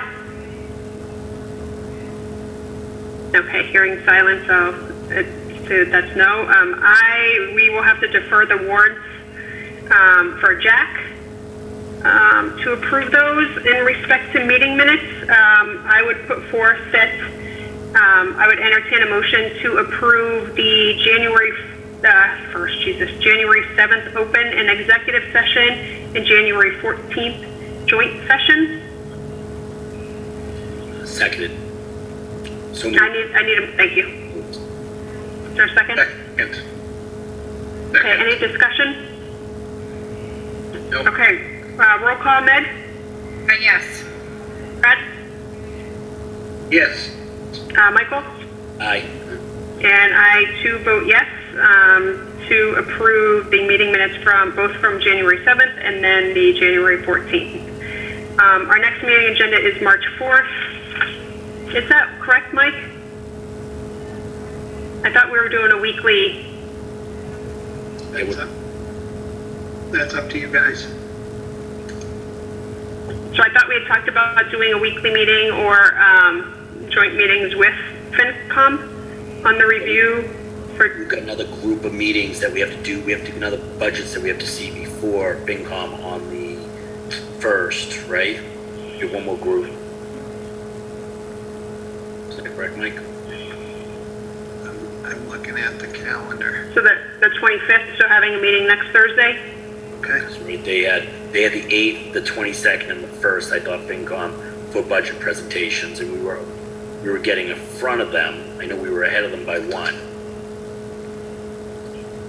We're getting in front of them, but we're not voting. Are they voting on theirs, Mike, or is this still like an, okay, so it's still like introduction and then? Yeah. Okay. So maybe as part of course, I'll just throw this out there, right? During these kind of like introduction sessions, we split, and then when it becomes time to vote and everybody's coming back, then we try to do joint meetings with them so we can have folks back just one time with both groups voting, if that works. That sounds acceptable to me. That both FinCom and us vote at the same time. Okay. Sessions. Okay, so it sounds like too, any objections to adding on a meeting just to focus on whatever budgets are going in front of FinCom on the 1st, adding a meeting for us on Thursday the 25th? God, I can't believe like we're almost into March. No, I don't.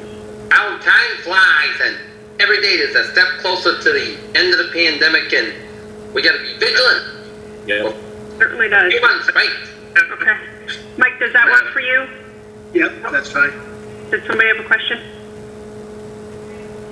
No, but I just have a point of order, and just the fact that in the new business, we skipped over the special legislation, and I didn't want to leave it up to Michael, but I don't care if we go over it, but I just didn't want to completely ignore it. We did, I'm sorry,